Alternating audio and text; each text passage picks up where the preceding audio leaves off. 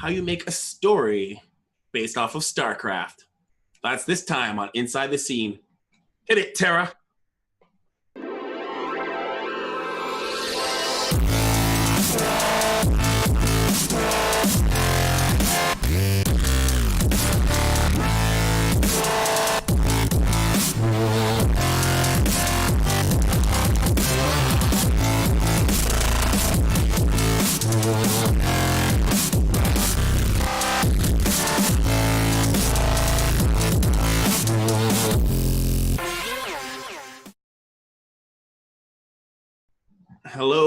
Hello, probes, minerals, gas, and pylons. There is no rhyme and reason to how I introduce you because you're here on Inside the Scene. I'm your host, I'm Draken, and I am joined with the imblinkable Ender Sword. How's it going? Imblinkable. I came up with that. It's probably unblinkable though. I'm not sure. You reminded me last episode that they start with the IN. Yeah, I start with IN. Yeah. So I made up imblinkable. Imblinkable. Yeah. And I think it's fitting. I think part of my holiday season, I will actually come up with like a list of IN. A list of IN words. That makes sense. So that way I have them off instead of having to think of them off the top of my head. All right, ladies and germs, but this is Inside the Scene, the show where we explore topics in StarCraft to help you find the best and bring it to the surface. Our job is we bring on a couple of guests and we find out what they know and if they know things. That's a BoJack Horseman reference if you know them. But as per usual, Enderstrom, how are you doing overall? Not too bad. I'm super excited. I think to explore the storytelling world of the gaming world. Don't like you who are not lore inclined. You exactly. But this isn't lore. It's esports. It's esports fiction. Yeah, esports fiction. That's a good way of putting it. Esports. It's the equivalent of like fanfic. Well, it is fanfic, except it's real. So you wouldn't call it's real media, not someone just went and wrote it on like a forum or something. So it's like more real. It's more in line with like Any Given Sunday or Friday Night Lights, or like it's fictionalized football stories or fictionalized baseball stories or whatever it is. It's the Mighty Ducks, basically. Yeah. Don't forget our esports dream is essentially Mighty Ducks 2. That should be like a soundbite. We should make sure we tell Tim to put that as like the underscore for his game, like on the Steam page. Mighty Ducks. I'm gonna add it as just a review, just like 10 out of 10. It's basically the Mighty Ducks 2. I think that's the way to go. All right, I like it. That's exactly how we should do it. But before we do that, we always do our little segments where we get to figure out, you know what? We should let people know. We're going to do a question of the day. But this is something for you to be key on is we're going to be giving away a copy of Don't Forget My Esports Dream at the end of the stream. But the way you get access to that, being able to be eligible to win that, is you need to answer the question of the day or the StarCraft challenge. Bot will not recognize you if you don't do any of those things. So I know you lurkers out there are hiding in the shadows, but they're all being quiet. Yeah, but the only way for you to get a copy, the only way for you to get a copy of being eligible for a copy of the game is you're gonna have to either answer the StarCraft challenge or the question of the day. The bot will not be able to figure you out either way. It doesn't understand lurkers. So unless you're a StarCraft lurker, Burrowed. So Bird on the chat. All right, so why don't we get this started with the question of the day. Question of the day, remember, you're gonna answer if you want to be eligible, is what is your favorite StarCraft Easter egg? What is your favorite StarCraft Easter egg? So Dave, what is your favorite StarCraft Easter egg? Well, I've got depending on what the meaning of the question, I have two answers. So Okay. if StarCraft Easter egg means Easter egg that is actually in StarCraft, then I think it's just Oh, the extra lines that the units say. Like, I like the idea that if you click the same unit over and over and over, they say their lines, but once you do it like 25 times or whatever, I think my favorite line is that one that Zealot says that is like really depressing. I forget I forget what it is. It was I in think your isn't it? Is if ignorance is bliss, yeah, then oh my gosh. yeah, something like that. It's like Yeah, is they say yeah, ignorance is bliss. Is it? yeah. Tell me if it is or something like that. Yeah, ignorance is bliss. Tell me if it is or something like that. But it's like it's meant to be like insulting and kind of whatever said wistfully or something. But there's a Wow, bunch I just that do realized that come. is supposed to be insulting. I didn't even think about it. I guess it is supposed Yeah, to be. because he's asking you. Like they say, ignorance is bliss. You're an idiot. What do you think?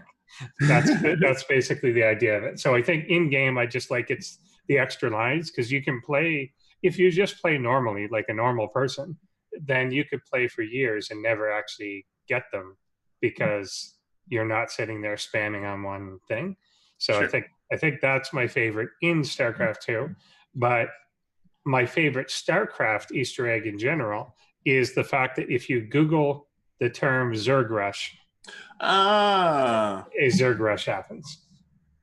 oh, Yeah. that is So okay. if you, So yeah, we'll pose the question in both. So for you, you can either answer your favorite Easter egg in StarCraft or your favorite StarCraft Easter egg in general. I'm gonna go do my in general one because that's the first one that comes to my mind. My favorite StarCraft Easter egg in general is when Dwight dresses up as Kerrigan in the office for Halloween. it's pretty Uh, cool. I don't know if that's. I guess like I feel like that's an Easter egg to me. That to me is an Easter egg because like if you don't know StarCraft, you would be like, I don't get it. But if you're like, yes, I totally resonate with this show. This show is now the best show. Yeah. If we count that sort of thing, I love anytime a movie or TV show uses one of the StarCraft 2 sound effects, like What? a door opening will actually be the sound for like a bunker or a depot lowering, or like that Hellbat scream, or like the like the ghost dying scream, and Isn't like that like there's a just like few the there's a few Williams? sound. I don't know if that one is. There's definitely things in there that are like known StarCraft specific things that get reused in other stuff, and I Mm. like it when you hear that. I think for my in-game StarCraft Easter egg, and I don't know if this is. I think it's the one where you can play in the jukebox, and it has like the different songs. Um, I'm trying to remember if it was like. No, you know what? Actually, it's one of the missions where you play a Zeratul, and you can find someone in the stasis ward in a stasis field in one of the Broodwar original missions. I Oh, can't remember. is that the one where it's like Metroid? Yeah, I think so. And Like you can like the brain from Metroid or something is in one of yeah, them. it's like one of the like the stasis chambers. If you when Yeah. you're playing one of the Zero Tool missions and you're wandering around, that's definitely one of my favorite ones. But I can't remember exactly what mission and exactly what scenario. Um, yeah, so that that's what mission. That's the Easter eggs. So. Do we have a back in the day today? We always have a back in the We have a day. back in the day. All right. We always have I don't know what this will be, but let's do it. Let's see go. what happened back in the day.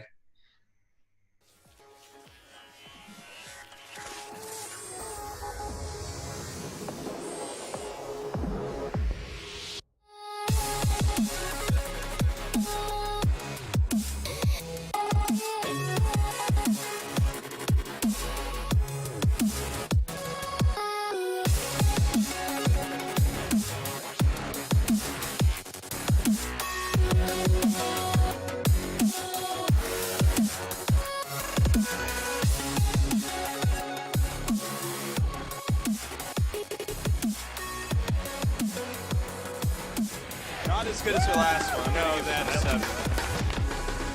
I just spilled coffee out of my mouth onto my arm. You did do that. Let's kill them all. The Nessie looks at me, he's like, she wins that intro battle. 7.5. No, that's a 10.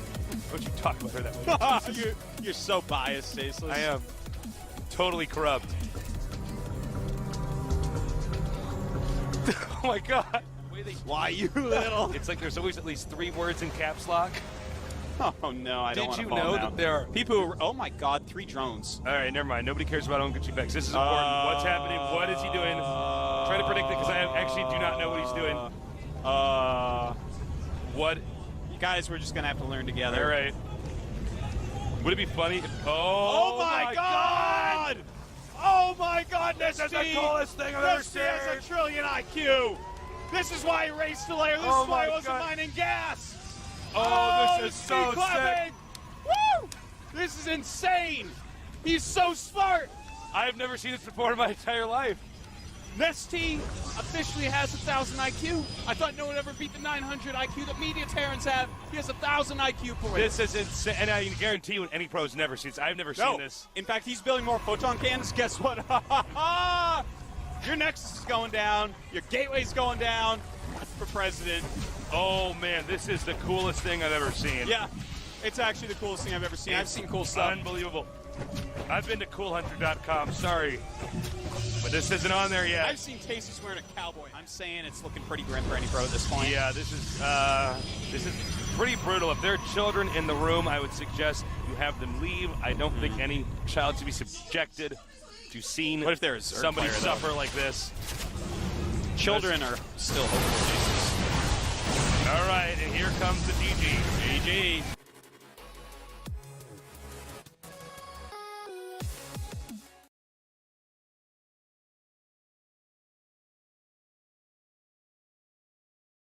Only game that July 1 was mass Hydra drop into the main. That's yeah, back in the day. Do you ever go back and watch, like, we see little clips like this, but do you ever go back and watch like season 1, season 2, 3 GSL stuff and kind of look at it and think I could beat them? So, well, maybe not me specifically, but I do follow on Twitch a couple of streamers who stream old VODs of Brood War. There's a Brood War one, and there's one specifically for GSL. And all they do is just stream old VOD. I don't even know how they get away with it, to be honest, because like obviously that's against. I assume nobody cares at this point. And and all they stream is old VODs of GSL from like 2010 all the way up until like 2012, just nonstop, 24 hours a day. And then there's someone who streams Brood, all like the old Brood War tournaments from like 1999 or that would be really interesting to see. Yeah, no, and every now and again I'll just pop them into the background and I'll listen to them because I don't know, it's nostalgic. Maybe it's nostalgia. Yeah, it's nostalgia, and it's interesting to see like something like that of like a Spinecrawler rush was like that was a brand new thing. Like it's to see like the layout of the Protoss base there and remember like, oh yeah, like you used to have to do that. Like you couldn't wall up ahead. You had to do this weird thing inside your base. SimCity, like, SimCity. You had to SimCity and cut things off and like do this weird thing. Like that used to just be how the game was. I like sometimes I find it fascinating when I think about how the meta was and the shifting of it from then to now. So sometimes I'll take a little bit of a peek because like we were just talking about how those hydras are like by themselves, undefended. Like it was just a mass hydras. Exactly. And that's like obviously not something you'll see very common today, not by themselves. That's like sometimes one of the best things is when you listen to that old episode and you hear Artos' commentary where he's like, a zillion IQ, oh my god, and you're just like, oh lord. But Nesty's still pretty tough dog right now. So good man. Yeah, absolutely, exactly. Good times. So why don't we put up that StarCraft challenge to see if people can guess who that player is. And if you guess it, remember, you can guess. All you should just guess. Even if you're wrong, the bot will still put you eligible for the game. All right, let's see that StarCraft challenge.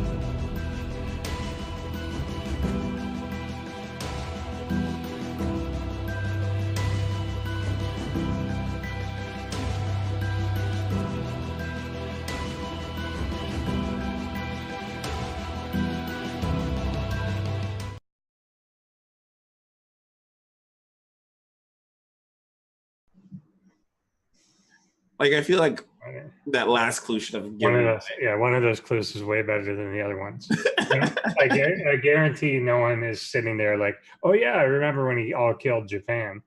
Like while that was playing, we were like, Japan had a team. But they did, apparently. Yeah. Yeah, no. You know what, though? If I remember the last Nation Wars, Japan didn't have enough people to form a team or something like that.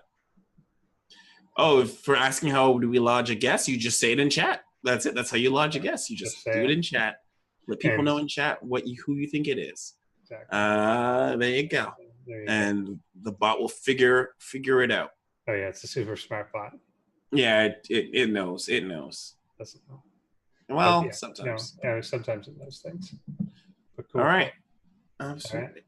All right. And do we have any good art about StarCraft this week? We do. Before we do the arts in StarCraft, one of the things that I was sad about, because we on one of the last arts in StarCraft, we had the mural that's on Take TV's like wall that recently burnt down. It was they someone like, I don't know if someone set it on fire on purpose, but there was a fire. Is it this week? The week after? Yeah, it should be the week after Homestar Cup, which is this week. There's probably a LOL player. Sort of LOL arsonist out there. Really? Why would you think of LOL? I would have said Fortnite or Overwatch. No, I don't know. The Fortnite, LOL, they're young enough to be impetuous like that, but the Fortnite kids are not allowed to play with matches. Like their mom told them that many times. Yeah, but like, yeah, okay, fair enough. I can't really argue with that. I don't really have a good mistaken, but yeah, all right. It's not on solid ground as an argument, but that's what I think. It's acceptable. It makes the rounds. Yeah. All right, let's check out some arts and StarCraft.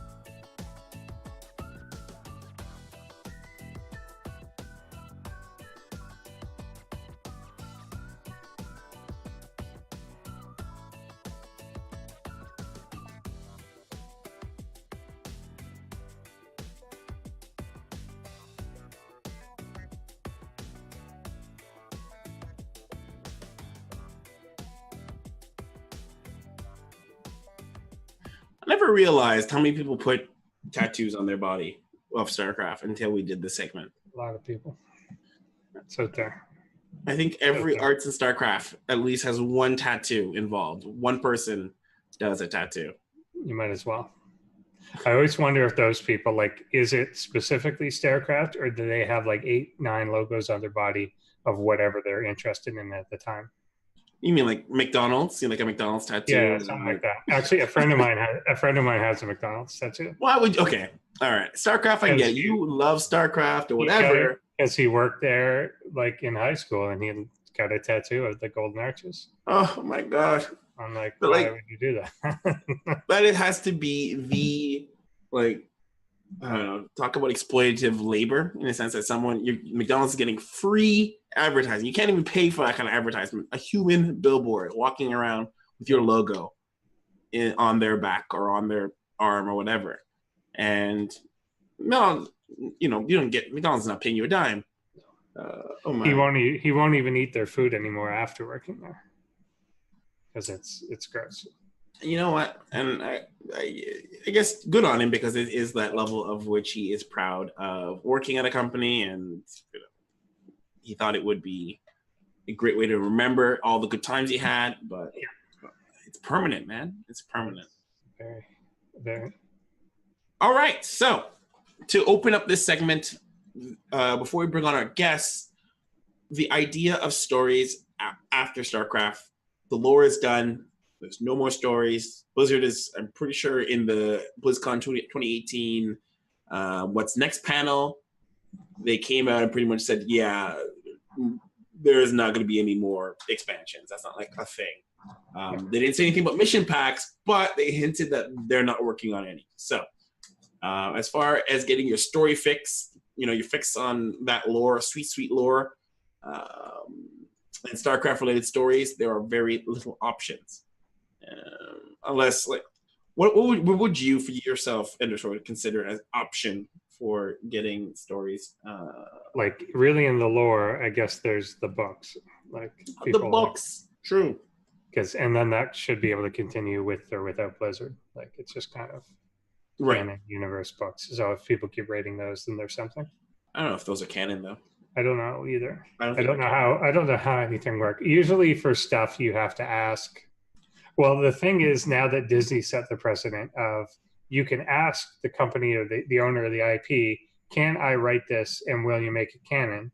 And then when they say yes, later on they can just change their mind anyway. So I mean, it doesn't make any difference. Obviously, if they ever go to do StarCraft 3, they're not going to treat your books as canon anymore. Or StarCraft the movie. Yeah, exactly.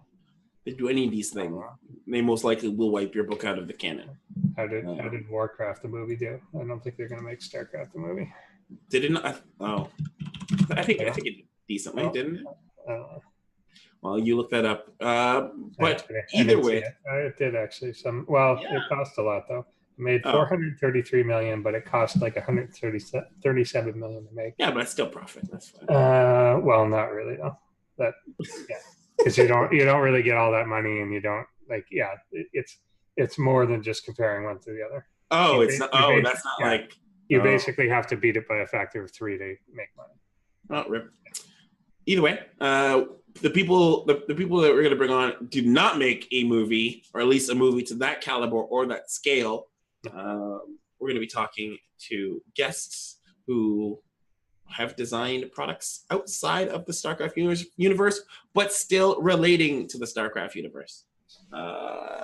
We have as our guest Tim Young from Team 11, who has come up with not one, but 2 games on Steam, SC2VN, and their newest game, don't forget, our esports Dream.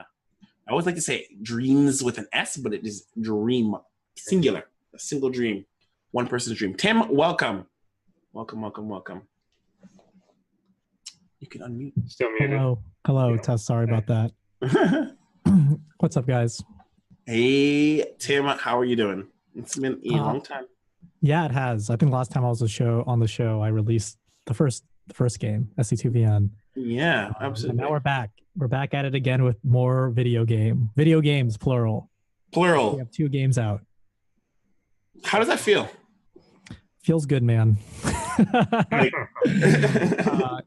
feels good to excuse me. It feels good to have something out there that we can point to be like, hey, we have something you can check out you can check it out on this webpage or the Steam page, and then to also build on top of. Just no like hard promises, but I definitely have been playing around the idea with extra content for this game. But just like having that foundation is super. Sorry, I bumped the mic. Having that extra foundation is having that current foundation is super valuable to kind of that process, just because before keeping this thing kind of to ourselves as like, oh, it's coming, it's going to happen, just wait for it. Not as fun as like bragging about the fact that we finished it. So yeah. I'm glad it's up.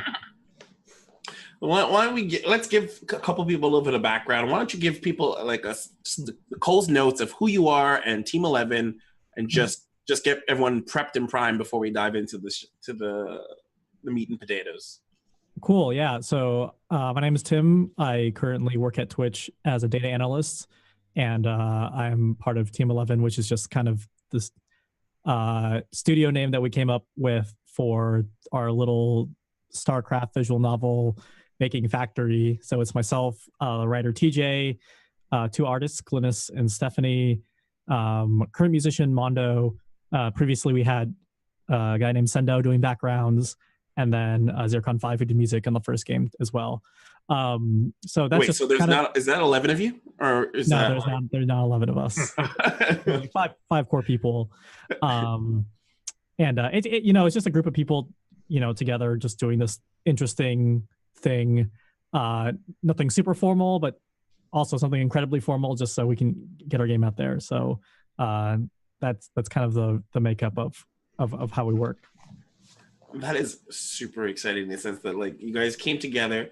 Like, was there a particular who was like the person to like say, all right, let's do this? Who was, So the original idea started because TJ used to make kind of parody StarCraft videos and put them on our StarCraft. And I don't know if people remember kind of like the era of like USA StarCraft. Yeah. But it was like around that time when parody videos were really funny. So he made one about like, what if StarCraft was a dating sim? You can date pro players. Oh my God. And that kind of concept is super popular now. And I kind of like messaged him randomly on Reddit, and I was like, you could actually do this. Here's like a small little dumb prototype I made. And I made that prototype in class, I remember, because I was bored out of my mind. And the engine that we still use today for esports Dream. And I'm like, look, it's just so simple. Just cut out the sprites and like make it happen. And it's like, oh, that's really funny. We should like try to make this a thing. What engine did you guys use? Like what? It's called RenPy. Oh, okay. Yeah, it's a Python-based engine for making visual novels specifically. Huh. So then we like commissioned Stephanie at the time to like just do really simple anime kind of assets. And then I remember our discussion was like, hey, we could actually make this like not a joke. Like we could make it kind of like an interesting thing. And then we did that, and then people really liked it. And then we did the Kickstarter, and then that kind of snowballed from there. Were you originally gonna make it like a troll video kind of thing, and then or like a parody, and then somebody was like, you know what? Let's not make it a parody, and let's make it a game instead. Is that kind of how that worked? Yeah, I mean, the game kind of started out as a parody because we tried to lift kind of like anime tropes and apply them to players, and then like change them a little bit just so they would be original characters. Oh, okay. And then so the like original alpha is out there somewhere. I should dig it up and put it out there for historical reasons, I guess. And then we did that, and it was like that kind of like just sparked people's imagination. They're like, oh, we kind of want to see more of this. And then after the Kickstarter, we were like, we could turn this into an actual like more than 15-minute semi-joke, semi-serious thing. Like we could actually talk about what it means to be a pro, and that would actually make the most interesting kind of game. Like that would actually be, you kind of use the parody as the hook, but like the biggest hook of this game would be like this takes this whole scene super seriously, and we're big StarCraft fans, so we wanted to see that as well. So that's how it kind of came to be. Pretty cool. Absolutely. Yeah. When you guys started this project, or for both games, I guess more so the original one, when you started it, did you guys have any idea of the time that it would take to do it, or did it? No, absolutely not. I'm like, even the last project, we thought it would finish a lot more quickly than it did. And as naive as I still am, I still think we could probably do a better job next time. I'm like, oh, we could definitely do it in a shorter time span. No, I mean, both projects took a lot longer than we initially thought it would take, but I think at the end of the day, they were both better for it. Like when we shipped the last game, Esports Dream, and also SC2VN, I just remember playing through the game, looking at it, and being like, wow, we actually like made something pretty incredible. I guess that's like patting ourselves on the back. That's like, it's like kind of exceeded, even my own expectation of like how awesome this could be. It's kind of like the sum of its parts, the whole is greater than the sum of its parts kind of thing. And like, we really have the team members to thank for that, like the artists and the musicians and the background artists and everything. That's kind of the feeling I was getting, is like, wow, everyone's efforts are really coming together into this greater whole. Now, did you guys have any video game creation experience before? Anybody in your team? Like, have you made a game? No. I mean, maybe like just small stuff. But kind of I think that ignorance kind of helped us out just to like persist into this thing. Because if we really knew the effort it would take, we probably would have not done it. But none of us really had that much video game development experience. I mean, that's a huge shout out to Renpai, the engine, by the way, because it just makes the whole experience pretty easy and it guides you along. And there's a lot of resources out there. Oh. And getting the initial prototype originally gave us a lot of confidence that we could do it. So it was an engine that let us prototype really quickly and also let us expand and add custom stuff to it really quickly. So we really couldn't have done it without the engine, to be honest. I would have imagined that if there was someone who had made a game, they would have been like, guys, we should quit. This is impossible. Yeah. I mean, I think I've definitely wanted to do other novelty, smaller games in while I'm making this longer game. Like you just want to be creative and put things out there, and like I have just definitely killed those ideas. Once I like started writing 10 lines of code or something, it's like this just doesn't motivate me or it's interesting. So it does take a lot. Having a team is super helpful. Having Kickstarter backers expecting something is also very, very helpful. Their pitchforks waiting for you. It's like, where's our stuff? Yeah, and like I think it's a skill to finish something, and it's a super hard skill that I'm not even super fluent at yet. But it is definitely tough to take something from beginning to end for sure. So I want to preface some of this for a lot of the audiences. You did your Kickstarter on April 10th, 2016. Yeah. And you guys estimated you would give your rewards in May 2017. Yeah. And the game came out. Yeah. Yeah, and our rewards are coming next year now too. But no, I mean, it's a double-edged sword, right? Like, if our game came out in May 2017, it would have not been the game it is today. And I'm super proud of the game that it is today. It would have just been kind of like more of SC2VN, which wouldn't have been bad. But we kind of like, we wanted to build on top of the first game. And then slowly but surely, we just starting from scratch again, which was, I think, the biggest thing. And figuring out the story and figuring out how to expand the story to basically what is now an 8-hour playthrough time was all kind of like almost hitting a big reset button. But, a huge shout out to our backers, huge shout out to everyone who supported us, because, you talk about pitchforks, but we really never had any of that experience, which I think we're really lucky as developers to have, which is like a group of people who are really enthusiastic and patient for something to come out. And I hope what we delivered was, something worthy of their patience. Basically, that also kept us pretty motivated. And for this one too, because you had done the previous project, obviously you raised much more, I think like 5 to 10 times more than the first one.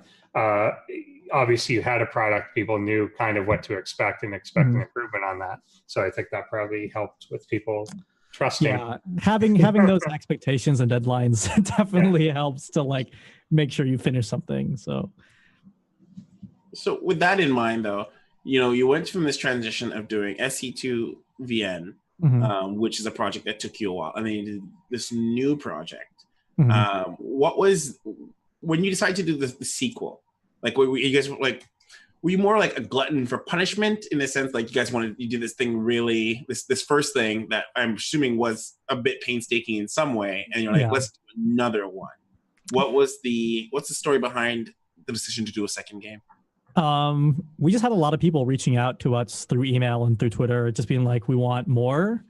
And originally we weren't really planning to do it, but it's like, hey, a lot of people are kind of asking for it. And it was kind of like, why not try it? Why not just try to take it up one notch and see how far we can go. And I remember the feeling after we shipped it was we were feeling really good, just because a lot of people were giving us positive reviews of the game.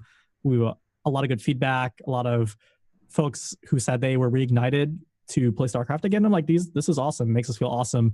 And we just finished the game. So we thought we could just that feeling of like, you just finish something, you could think you can just keep finishing things over and over again. I have that feeling right now, to be honest. Like, I have that feeling like, oh, I could just go and make something else right now. That guy's part 3 confirmed here on the show. Yeah. So that's where we took it. And like, we actually started talking with Blizzard a few months after again to say like, hey, we're interested in doing it, something like this, taking place in Brood War. We want to put it on Steam again. Let's try to do this thing again. And they were pretty receptive. We just had to get our ideas together pretty quickly, and we just made it happen. So that's a perfect segue, actually. Yeah. Blizzard is, I think, I think that anybody who is listening to this episode and they're embarking on a dream similar or even in the same vein as your own, I feel like their first thought is, I can't do this because XYZ, Blizzard is going to come find me. Was the approach, because the first game wasn't monetized. It was free. Yeah. Everyone could get it. Now, was that decision like more like a decision that you made, or was that a decision that was just like, Blizzard was just like, sure, but no, I mean, a big goal of this game, to be frank, was to monetize. And it was just a way to, first of all, folks were saying like, we would definitely pay for a sequel. Like, we will fund a sequel, not just through Kickstarter, but like, we think you guys can make a product in which we would purchase, and it kind of be worth our time and money. I'm like, oh, that's interesting. That was like your customers were saying, like the people who backers were like, yeah, you should totally charge us. Yeah. I mean, the backers got, they got the key for the reward. But I mean, I think just as a game developer and a game designer, you want to be like, can I make something that is interesting that people, will pay for? I think that's an interesting benchmark, and it kind of brings value to your work, right? If you keep doing things, for free to some extent, you're kind of curious about what it takes to like put something out there that people feel is valuable and they'll actually exchange some money for. So that's an interesting practice too. I mean, I'm just someone who wants to experience that kind of stuff, who's like, what's it take to get this on Steam? What's it take to like set up all that, all those mechanisms so we can like start charging for it? What are the mechanisms for us to market around it? Like, what's the message around the game to market to people that would convince them that this is something that's worth their time? That's just like a life experience thing that I want to try. That's like a super naive way to think about it, I think, but I was like, I just want to have this new experience, and part of that is selling the game. So we went forward with that, and that was kind of the goal of this game. It's like, let's make something that is worthy of people's time if they were to pay for it. So we actually, we told that to Blizzard as well, and they were like, oh yeah, that's a little different. They were like, I think that was kind of the reaction, was like, oh, okay, like a bit out there, but like not, in my mind, it wasn't too unprecedented, just because to me, I look at these projects similar to like documentaries. Like people pay for documentaries, people go to the theater. Okay, all right. That's the way I think about it. There's a whole thing you could say about movies and games, but like, I was like, it's going to be kind of like that. Like, we want to shine a light on the pro gaming experience. And,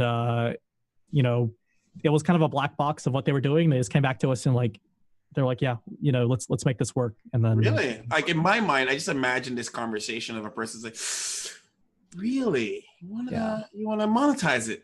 I'm going to talk to legal about this. I'll be back. And there were definitely a lot of people involved in that conversation, but I think it helped. The first game, we kind of just made the alpha, the super early alpha, and then we were like finishing up the SC2E on the first one, and then we were just like, let's just put this on Steam. Like, originally we were going to put on itch.io, which is an amazing platform to just upload your indie game up to, and you don't have to go through a lot of approvals. So it's a great kind of place to test or not test, but also like reach another audience who's interested in this kind of stuff.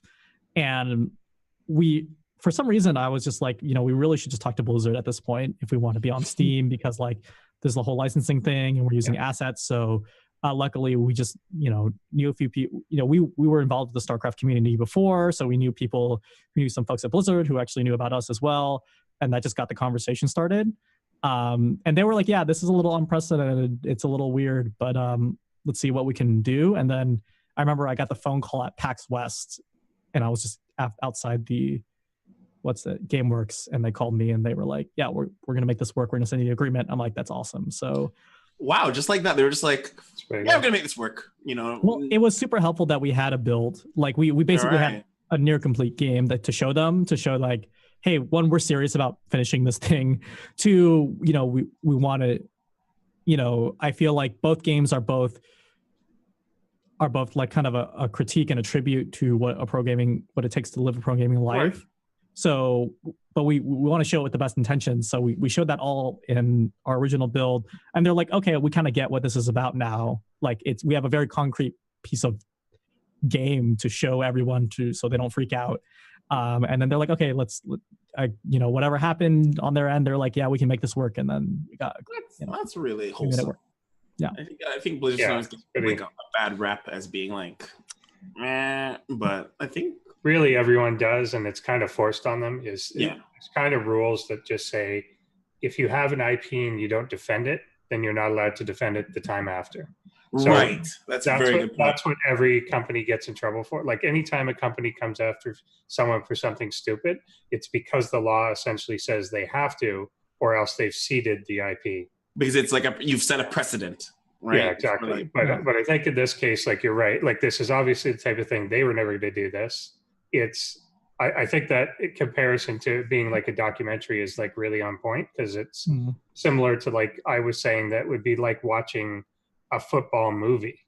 It's the NFL should never complain, like unless you start it to name again real people, real things, or something like that. Yeah, it's a thing about the game, not the game. So it's like remember the Titans, but for StarCraft. Exactly. Yeah. I don't know why that movie came to mind, but it's one of them. It's one of them. With the idea of monetize, I don't want to just take one thing back and take a slight step in terms of monetization. The idea of monetizing. I always imagine, this is probably something that some more creative people than me will probably wonder, is with the idea of monetizing, does that come with oversight? Is there a level of which your ideas may have to be subjugated to approval by a third party? I think if you enter into a more formal agreement with like kind of any game company that's doing this, you're subject to like any amount of oversight at that point. That was kind of my mentality going into it, which is like, clearly they're going to be interested in what we're making. They're not just going to like kind of let it go, because it's still a unique project. It's like a unique mashup of ideas that we're trying to go for here. And and we want to use like StarCraft assets in our game. Like we want the Zealot to say Zealot things in our game to lend to the experience. And also it's like a nice surprise for the player too. So I think that just comes with the territory as well. Like I think that's true for anything related. Like even though StarCraft does, even though the team may not say something about a video or like something on Twitch or like something on the tournament, I'm sure people are watching those things and being like, making sure that things are going okay. So I just kind of suspect that we live in a pretty interesting time right now where we can kind of just remix, different things that are out there, like different games and different stories and stuff like that. And I think people will always be watching in some respect, because people just want the thing that they created to be respected, right? Like if for some reason people want to make an offshoot of our game, I definitely would care about, it's almost like my child. I would want to care about how they're treating our characters and our storyline too. So I think, for sure they had questions about what we were making, what we're doing. We had to just try to like clear up any ambiguity about the story as we were writing it, right? Like sometimes you don't know where threads will end up. And then folks are like, hey, how's this going? And you're like, we don't know yet. And they're like, well, we kind of need to know by like X. And it's like, okay, that's totally fair, right? Like people care about the things they create. So like, well, we're like, we don't know yet. They're like, well, you kind of need to know because we need to. Yeah, it wasn't really like that. It's like, hey, we kind of need to know if you ever want to go take the next step to like shipping, right? It's like we have to go through a few approval processes and stuff like that. Right. So was that like, was there, and I guess this is going to be true with any sort of corporate entity, were there roadblocks set up that you'd have to be creative around? I try to think of any, like nothing that like would strike me as like out of the ordinary. They're just like don't like, I would say like we wouldn't want to showcase these players as like an insane sex, drugs, and rock and roll lifestyle or something.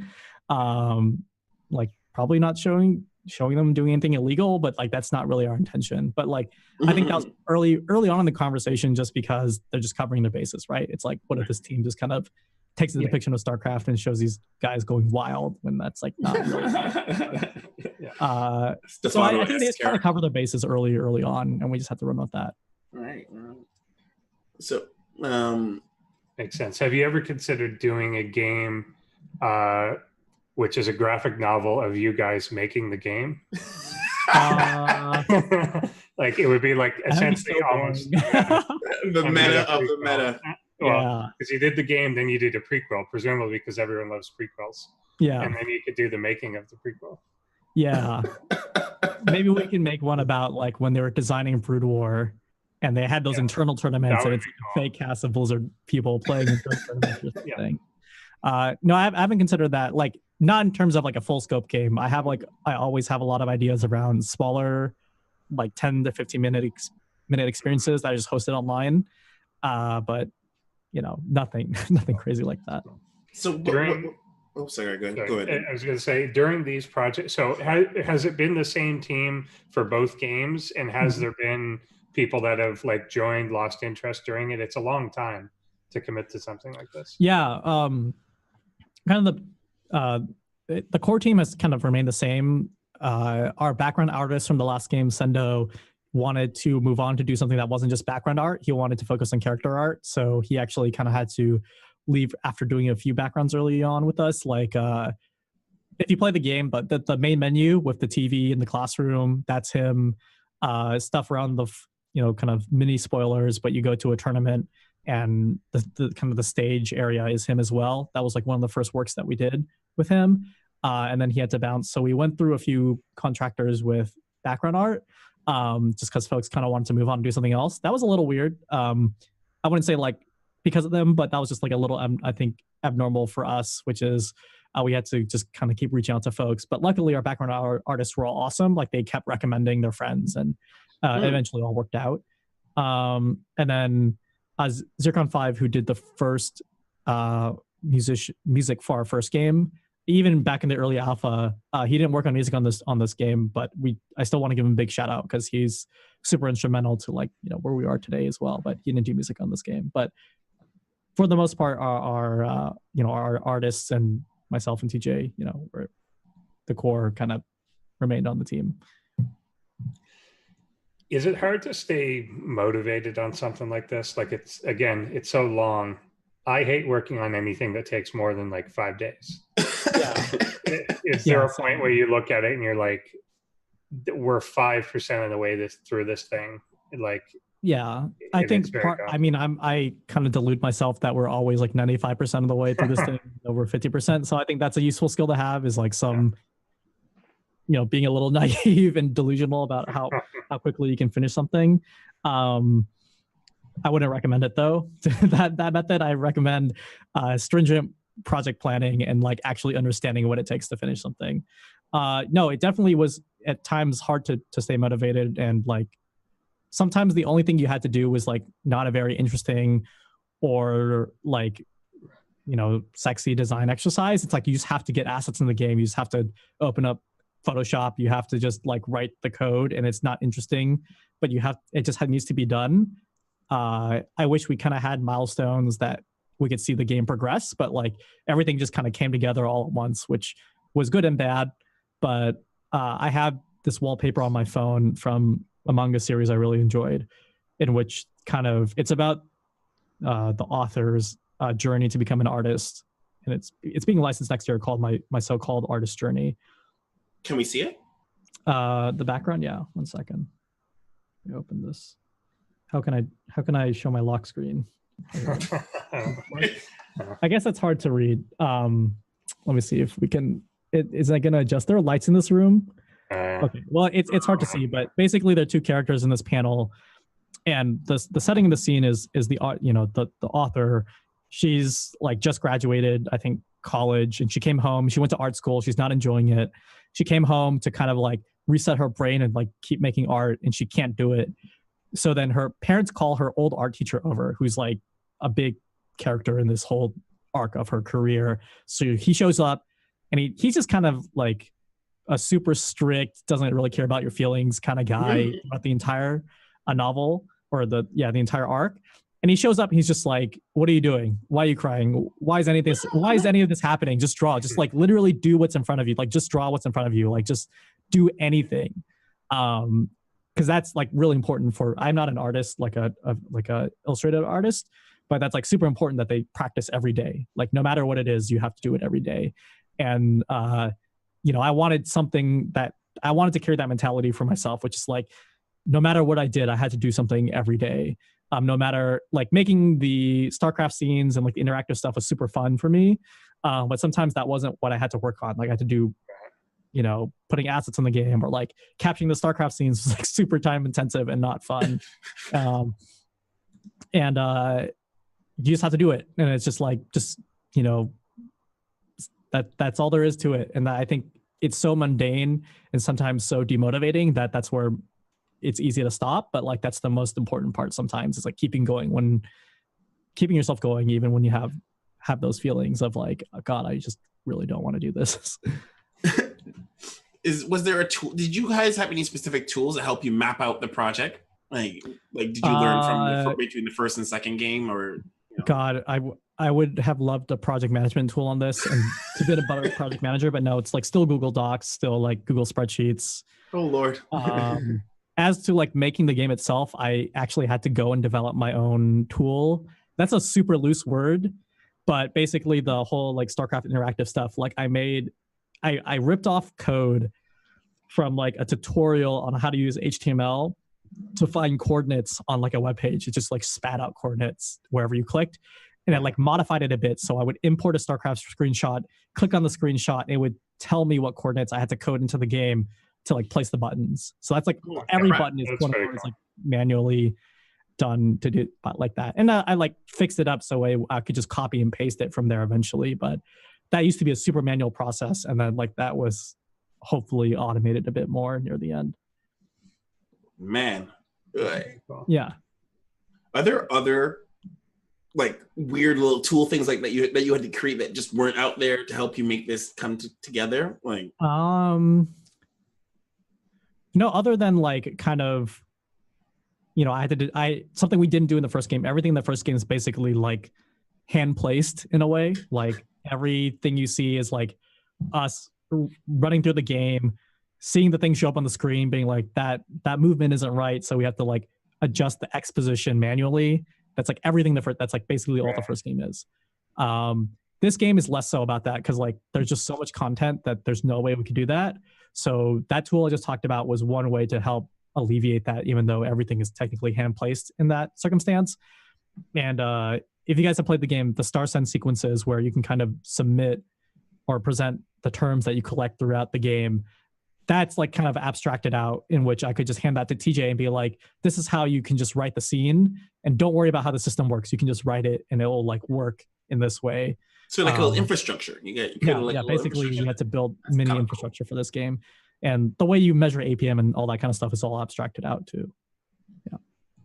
Wow. It's really cool. It's such an engaging mechanic to something that is essentially a visual novel, but to have those little like play and participate things, it's like I've heard people say it's a great way to learn like learn about the game. Like it's a really good feature for people that aren't familiar with it, but even for those that are, it's kind of neat that it forces you to take the actions like during it.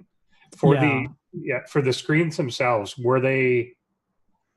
did you guys like set up specific, did you guys actually like play out games and then screenshot things, or where did you grab those, or did you just kind of get screenshots and make it fit, or how did you do it? Yeah, it was a mix. So like some are games I think that were played out, and then some were like just replays, pro players, some were like a mix, right? Like we just have to mix it up. Like it's just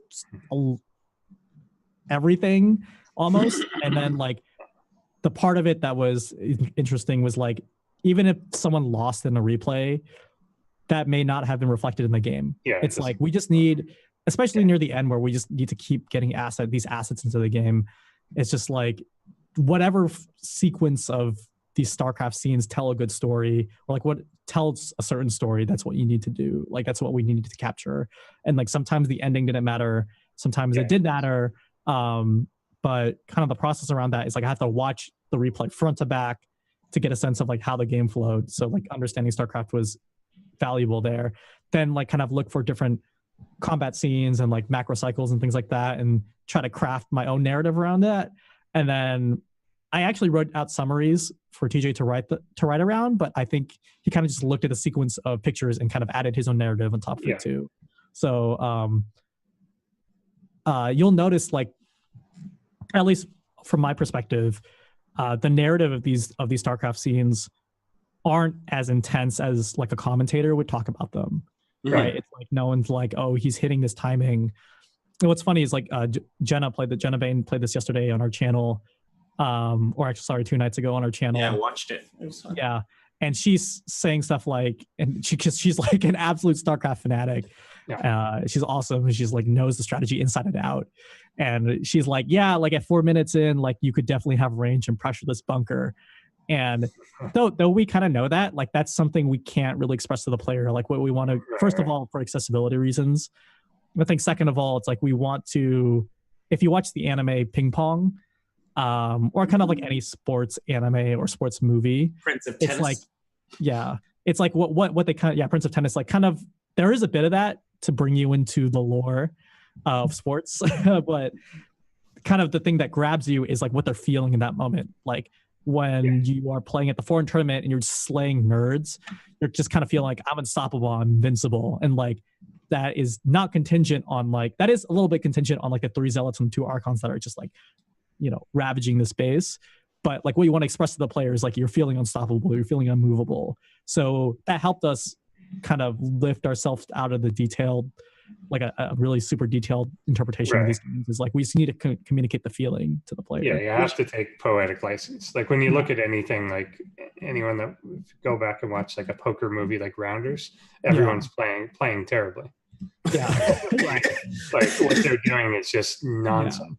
Like, I think Jenna had some words about that too. But it's supposed to be, because if you think about even you know, even for like even for myself as a person who loves anime, the element of that really gets people into anime is the emotional elements, right? The hero who is brought down to his knees and is just like, you know. One thing that I always love in Yu-Gi-Oh. You watch anime? I don't usually, but Yu-Gi-Oh in particular, because they added it to Netflix and I kind of forgot that this was a thing. In the first season of like Yu-Gi-Oh, they're at like the World Championship Finals, world best thing. Yeah. Oh my God. And literally none of them know the rules of the game. Yes. Like they're discovering the rules of the game as they play. They're like, oh, apparently the terrain makes a difference. I'm like, how are you here? How are you on the World Championship and you're just learning about trap cards? Yeah, Yu-Gi-Oh is kind of like with a proto version of our game. Yeah. I guess the breakthrough proto version, there are like many versions of Yu-Gi-Oh that they existed before it, but like the one that kind of broke out in the West is like this show about people playing a game, and then they actually licensed they released the game, they released Yu-Gi-Oh the game. So they can get our sweet parents' money at the time. But it's interesting, like, that anime is like very much kind of a version of what we. That's actually, you know what? In hindsight, not even say, I could see the similarities between Yu-Gi-Oh and like and this game, because it is about people playing a game, but it's not necessarily about the game. Because if anyone knows about anything but Yu-Gi-Oh and the anime, they'll notice that Yugi breaks the rules of the game multiple times to the narrative. Isn't it like more faithful to the rules kind of like later in the series? And, like, yes. Like if you go into the further like into the like EX and other versions of Yu-Gi-Oh, there are more rules that, because at this point the game had become more popular, and you know, there's a level which is value to that. But a lot of times the narrative and selling the dramaticness of Yu-Gi-Oh, you know, where he's just like, I'm gonna take you down, Kaiba. And those kind of things. You know, swords of revealing light, but I thought it was in your graveyard. Not anymore. You know, those kind of things really sell the drama, right? And it's a story that people fall in love with. So, I could otaku the hell out of this, but you know, I this actually brings into a really interesting question that I wanted to know is. Actually, I'm going to ask it to you in this way, and then see if we lead into what I'm really wanting to look. Was there a time that you had to make a very unpopular creative decision, like something that your fans were saying, "Do this," but you're like, "No, this is what we're going to do instead," because vision. The fans, I mean, they didn't really have a lot of creative input into this, just because like we weren't really saying like, "Hey, what should we do with this game?" Like we just kind of. The point of the project was like we would write the story and kind of design around it, and we have some ideas as to like how that would work. So we would just, that was like part of the Kickstarter. It's like we're pitching it to our fans. It's like, this is the creative vision we want. Sure. Though a lot of people ask us all the time, even like people who are just discovering it, they're like, is there a dating element? Yes! That's like that's like the first one. That's like the biggest one. And it's like that wasn't part of, like, nothing against the entire genre. Like dating games have basically laid the foundation for what we made, and like also a lot of different genres as well. But it was like not part of the initial scope, right? It's like we can't, whether you fall in love with that was like not part of the game. So that's like the other big one.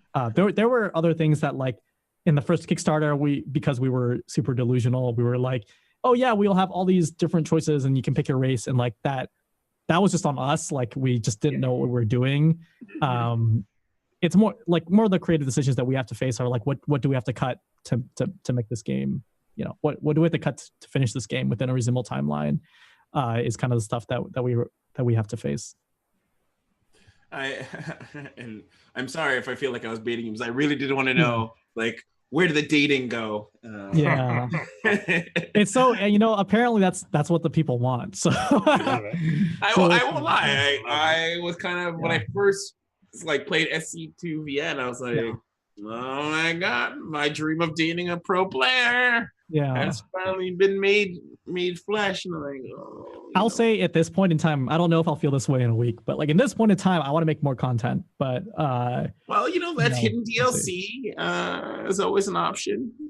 I guess based on like popular demand, if it did exist, like it would help boost the visibility of the game. So there's some incentive there, but not promise. I can't promise anything. You ready to hear first, guys?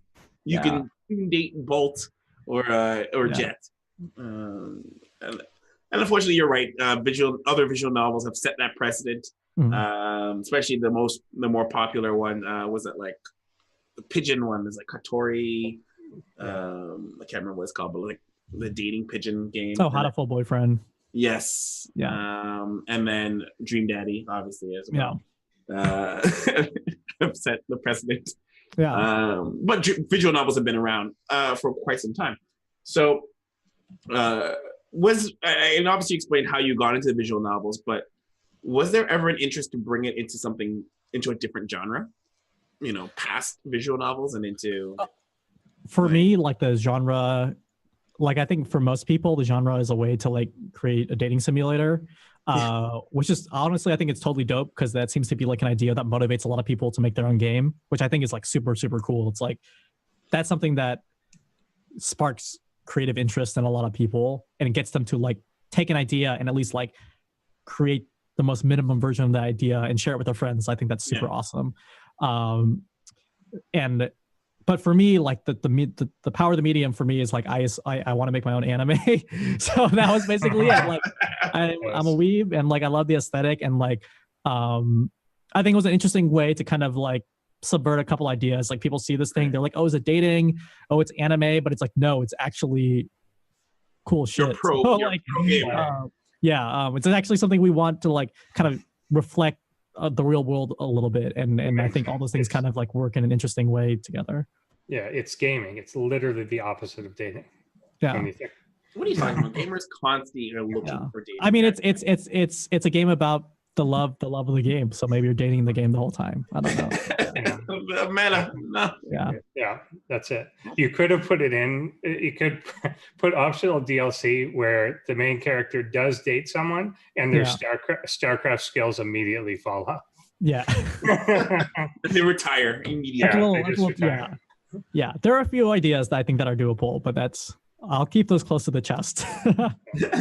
So, in terms of the story, is there one person who does all the story, and or do you guys collaborate on the story? Yeah, TJ is the writer, so he's like the lead kind of narrative person. He dictates the story.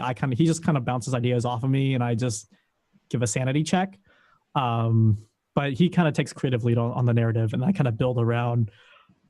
We'll have to like code the other parts of the game, and then I build around like the StarCraft scenes as well. Like that's at least where I had a lot of the creative agency. Was what would happen in these StarCraft scenes was at the end of the day it had to fall on me, because he had to just kind of tie up all the loose ends in the story, and it's a fairly long game, so he has a lot of work. His work is cut out for him, and he also placed all the sprites in the game too, so he's still doing the manual placements. So someone had to just take charge of like doing all the StarCraft stuff, and that's where I came in. But he's the one kind of dictating the arc and the flow of the story. Dave brought this up, and it just dawned on me that I have to really dig into this to find out how this goes. But the way I see the way you talk about Team 11, it feels like they're the perfect team. Like you guys all work together, and there was like no challenge, not no challenges, but it's like no infighting. Like a lot of times, most people who get together to do a project end up destroying the project, not because the project was too hard, but because of disagreements, who's leader, who's not leader, ego. So either I need you to dispel it, or to tell me that Team 11 was like the bomb, obviously without throwing anything in the bus. But was there a time when you guys had a disagreement like that was difficult for you guys? Yeah, I can answer, I guess, the first part of that question, which is, so this is like shedding more light on like kind of the advantages we have as like a team. Well, first of all, like one of the artists is like my fiance, so it's like easy to work with them. She can't go anywhere. So yeah, and then our lead artist is our friend who we had to bring in the first game because our original coloring artist had to move on to something else. So it's like the game needs to be in color, so we need someone. And I kind of felt bad because like originally I like didn't want to just like drag friends of friends into this, but like they were really excited for the project, so I'm really glad that worked out. So it's like everyone is someone I know on a personal level, and we work well together. And I think and TJ is someone I just met on the internet, so that could have been really bad, but like, he's awesome. And I think we kind of I think disagreements is the wrong way to frame it. It's like we kind of understand that there's going to be some amount of disagreement is that word. There's going to be some amount of disagreement and conflict, and like you just kind of have to understand, when you want to say like, hey, I don't agree with this, or I don't think this is cool, that's something that is not something you're throwing at someone personally. It's just like, hey, we all want to make the game really cool. We all want to make the story work as well as possible. This is why, from my perspective, and I think the language that we used during discussions was really helpful. It's like, hey, from my perspective, or like through my play experience, or like, kind of what I see from my life experience, this wasn't great. And it's like, oh, okay, so this was my intent with this, right? It's like, okay, if that's your intent, then I feel like that didn't come across. Maybe here's a suggestion, right? So in those ways, I think we could communicate well. I think that was really important. And I think it's also super helpful that most of us like also work. Like, I work at a day job, and we kind of want to promote everybody who's involved with the game, right? Like I want my artists to get a ton of visibility through this game because everyone always asks me about the art. And I'm like, well, there they are. They're awesome. You should like work with them. And same with the writing. It's like everyone should work, people should reach out to TJ to do their narrative and like write their story. And that's kind of my other goal of this project as well, like from day one, which was like, this is a project that should elevate everyone on the team. So I don't know. I never really explicitly have said that till now, but maybe that has come out, since the beginning. Because at least I try to do that on my own, is like try to poke people towards the other team members to be like, hey, these people are the ones who help make this awesome stuff happen. Would you be considered? Also, I forgot Colin too was the musician. People are always like, the soundtrack is great. So like, hit up Colin. He's awesome. He'll do music for you. Colin, I'll totally reach out to you. I want some music done for me. Yeah. I guess that's the other thing. No, it's like Colin is kind of is someone that TJ reached out to as well. So yeah, we all kind of know each other in that way. And I guess we were lucky in that sense that we never had like a super big conflict or like one conflict at all. I think we're just pretty good at trying to communicate those things ahead of time before, if they blow up or something.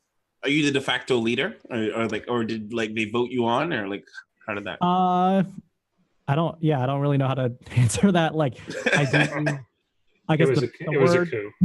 The word to say that is like operations. Like I guess it's kind of myself and TJ kind of driving the project as to like what it should be and what it should look like. I kind of am the one who would reach out to Blizzard for most of the time, just because like I can, I know folks there and like get them introduced to the rest of the team so everyone can have an open line of communication with them. And then I'm the one who will just like set up the Steam page and stuff like that. But yeah, like it's mostly me and him driving the project, and then everyone else we kind of work with to be like, hey, here's what we want to make, here's how we're going to get there, and like take the project from there, I guess. So you're both of you and TJ are like the main kind of driving force, and everyone else is you supporting that particular momentum around it. Though we try to give as much like kind of agency to the folks, of course, in the circumstances that kind of call for it. Like the character design, we just give to Glynis. We're like, hey, we need like a player who's like, she's awesome. She just takes our vague ideas. And this is like, I think a privilege that we have is like, we have someone who'll put up with that. But someone who's awesome. Can you make someone awesome? Yeah. It's we'll say like, we just need this player who's just like the paragon of pro gaming. He's always awesome and looks handsome. And she's like, yeah, I got it. I got you guys. And like, we'll show her like a few screenshots of pro players and that's how she can. Who do you use? Who do you use as like awesome and handsome? Yeah, that kind of brings up something interesting. Of the people on the project, how many originally were StarCraft fans versus how many have you dragged into this world? Myself and TJ were like the most prominent StarCraft fans. Stephanie, just by proxy, had to endure. Well, maybe that's the wrong word, but she definitely went to a lot of events with me and fell into the scene that way, and has made a couple friends in the StarCraft scene as well. So she's super aware of at least the aesthetic and like how things work and stuff. And then Glynis, I think just as an artist, she can really kind of grasp on not only to like how things look aesthetically in the StarCraft scene, but also kind of the community in that world as well. So that's just, I think, a talent that you cultivate when you are an illustrator. You just kind of understand different worlds as you're building them. I think Colin, I haven't really asked them, but like I would assume he is like everyone at this point has some peripheral awareness for esports as has grown. So there's a lot of content out there too to reference. So it's not hard to point to something and be like, this is what we're talking about. One thing I'm still always very curious about, like Team 11 sounds like, I know people who start huge projects on like, venture capitalists backing, whatever have you, and they still fall apart because of egos and whatnot. But you guys have like a really solid team. So that's, kudos definitely for you guys to not only endure like 2 years of making a game and like of being able to be so key. And there's a level of definitely maturity that has to come with that. You mentioned the language before, being able to have a certain dialogue. Some people can't talk like that. Like that's just like a difficulty that, and maybe it's just me. I don't know, Dave, if you've ever experienced people who just have a difficult time communicating, but I most certainly have, it feels like being in Survivor, dealing with some people on a project, but I have to say kudos to that. my thing I want to know next is there like in what ways did you engage the community, the broader community on your project? Because I think a lot of people who are thinking about a project like, you know, SC2VN or even just anything that's StarCraft peripheral wants to figure out, how do I get people to support it? How do I get people to be aware of it? Like, was there any particular strategy that you used to get people to know about your project? Even the first one leading up to this one? So for the first one, we did the initial alpha, and we kind of like built it step by step. So like the first one was like we did the initial alpha, and then that got, you know, some traction. We did the Kickstarter so that we have a base of supporters who we, you know, are obligated to. Where did those supporters come from, though? Like, I think that's like, I think people would want to. Oh yeah, I mean, I think we just showed. I mean, we kind of just showed proof that we were like pretty serious about completing this. So the onus, I think, in some ways fell on us to like just show people that we wanted to do something in the space, and like we tried to create something before doing the Kickstarter that was like as complete a picture as possible, like almost like a proof of concept that was basically the build to show to people, being like, hey, we want to take this idea and expand further. And from the Kickstarter, we kind of reached out to, we ran through Reddit, we kind of reached out to press, and like, to be honest, a lot of this is just, we're super grateful that people gave our idea a chance. It's like they see it, they want to talk about it, they tell their friends. So it's like it was word of mouth then, like, because like in my mind, I'm like, people make Kickstarters all the time, and nobody, sometimes like one backer appears. So like, I'm assuming that none of you were particularly like a huge streamer on the team, and like, I'll just put this on my stream in a whole. I mean, I was definitely involved with like some community, like first of all, the StarCraft community. I was way more active, like a tournament organizer.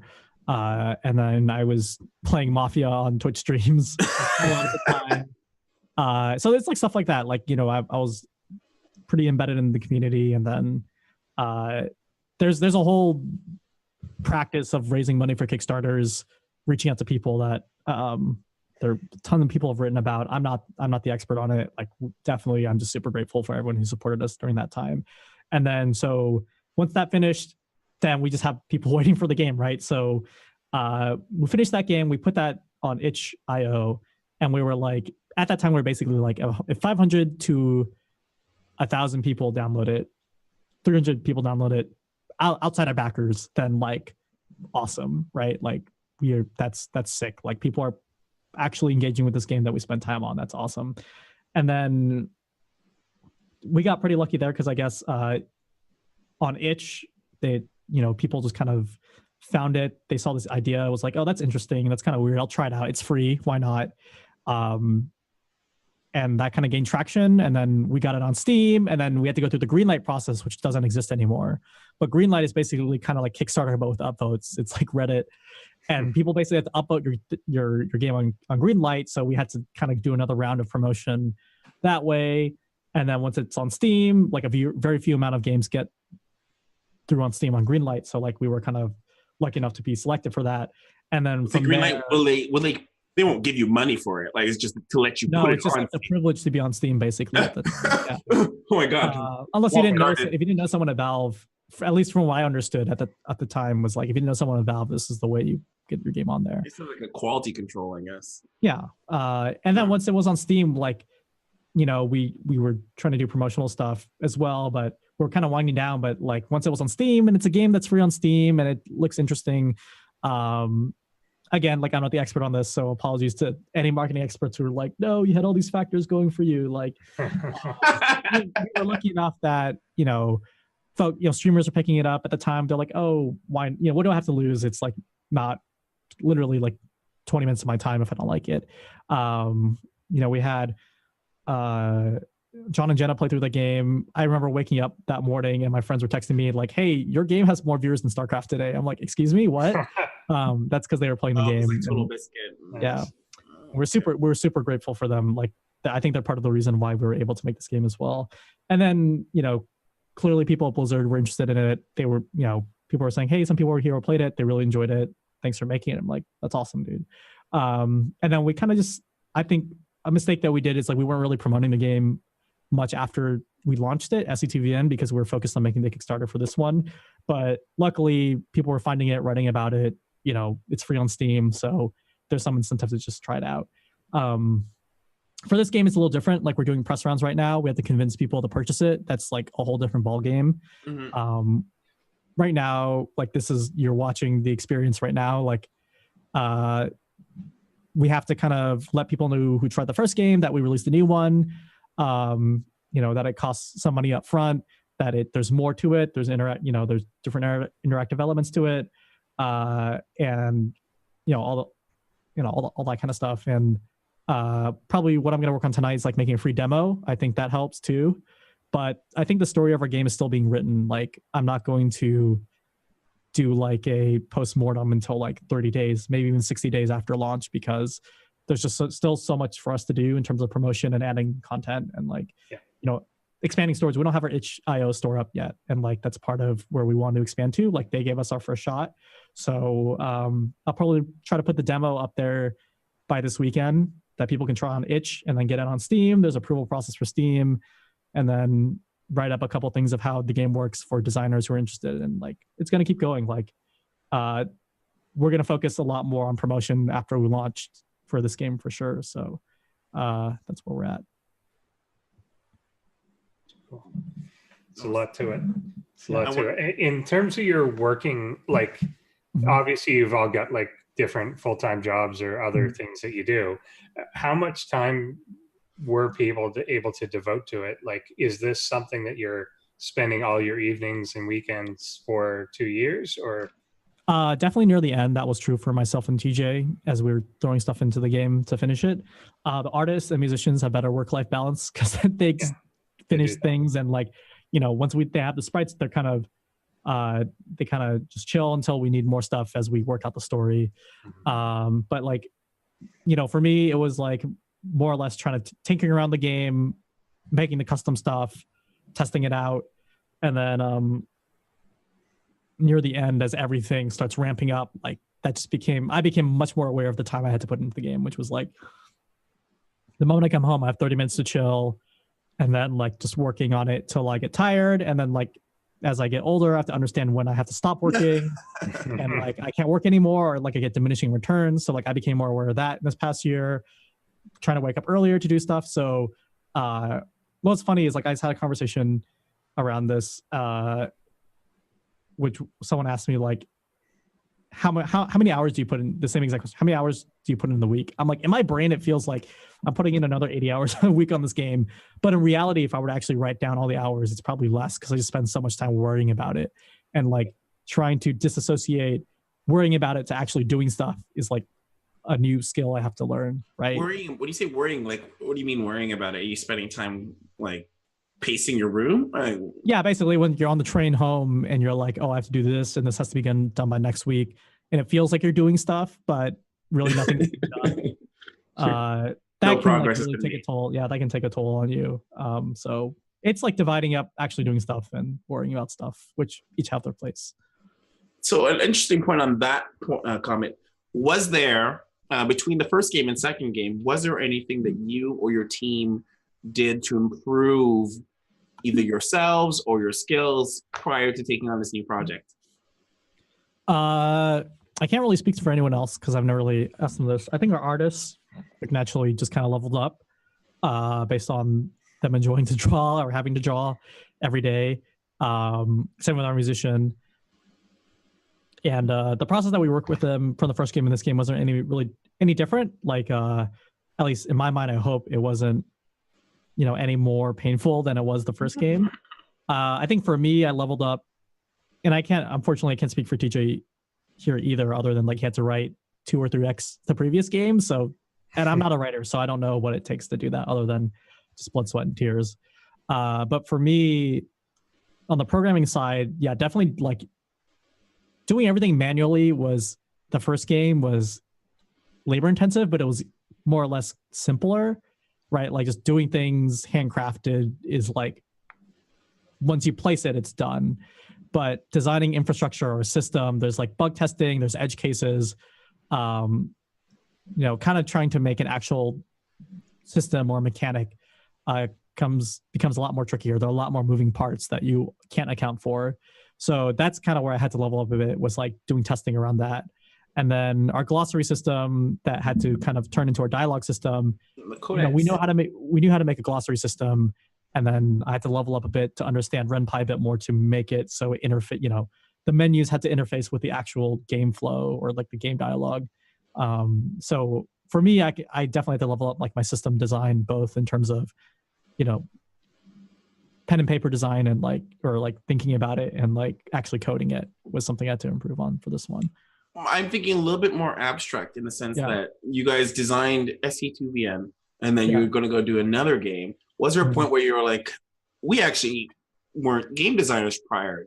I'm going to go get a mentor who knows game design? Or you talked about the idea of knowing where to have that work-life balance in terms of your body. Yeah, even project management. Project management. Like, did you decide at some point between the two games, or even recently, that you're going to seek out resources to improve certain skills? And if so, what were those skills? If there were any. Yeah, I can't think of anything specific. So sorry if anyone actually helped me out a ton here, because I can't think of it right now. I mean, for the most important thing for me in the last few months of development was trying to figure out work life, and like being very aware as to when I was really productive and when I was not really productive, and trying to like exploit those hours as much as possible. And like when breaks were good for me and when breaks were just like kind of like killing time, being strategic about, when I could code, or like when I could do asset capture, which is like less, thinking and knowledge work, but more just like manual labor. Thinking about, How did you know about that? Like, how did you get to that conclusion? Like, did maybe your fiance like point it out to you, like, hey, you're kind of really run down, or did you just like have this moment of introspection where you're like, I don't think if there was a hard science to it. Like, I would just kind of sit and reflect, like, how am I feeling right now? It's like something I would ask myself a lot, right? And just being like brutally honest of like how much I was getting done in a day. If like at the end of the day I was like, I barely did anything, I'm like, why did that happen? And just try to figure that out. I think what's funny is just like kind of the stuff your parents tell you is like super good. Like, wake up early, eat well, maybe read in the morning, maybe write in the morning, like to clear your mind first, get to work. Like, hours in the morning are, can be your most productive if you just eat and stuff like that. So I just followed, that's like what I just fell back on eventually. And I just more or less was like, I don't think I can get a lot done after 9 p.m. So either that time afterward was like for emails or like operational stuff, like setting up a Steam page or whatever. It's like, I don't have to think about design or anything.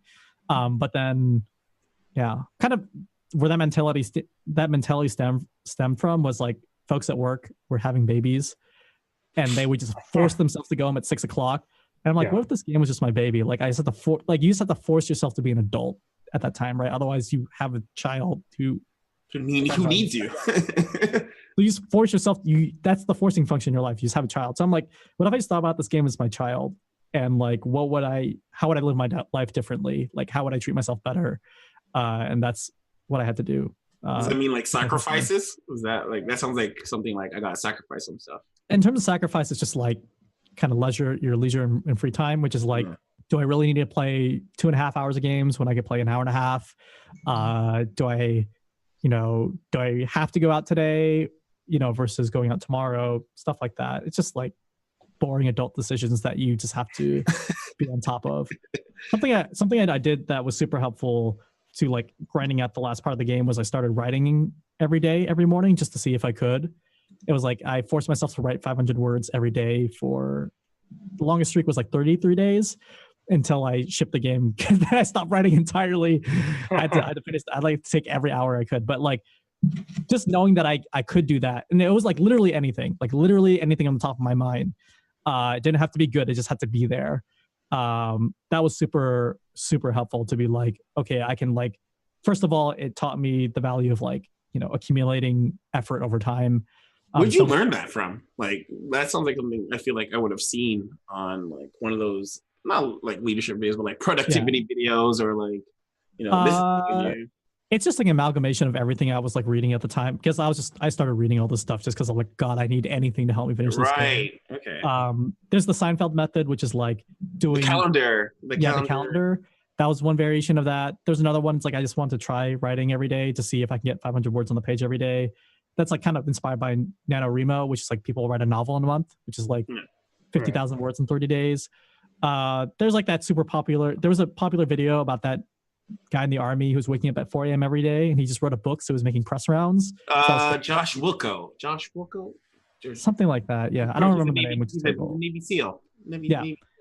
And then like there are other people who kind of like made YouTube videos about them doing that, and they're like, oh, this actually was great. I finished the book in like a week. I'm like, if I like spent 20 minutes reading every day, I bet I could do that.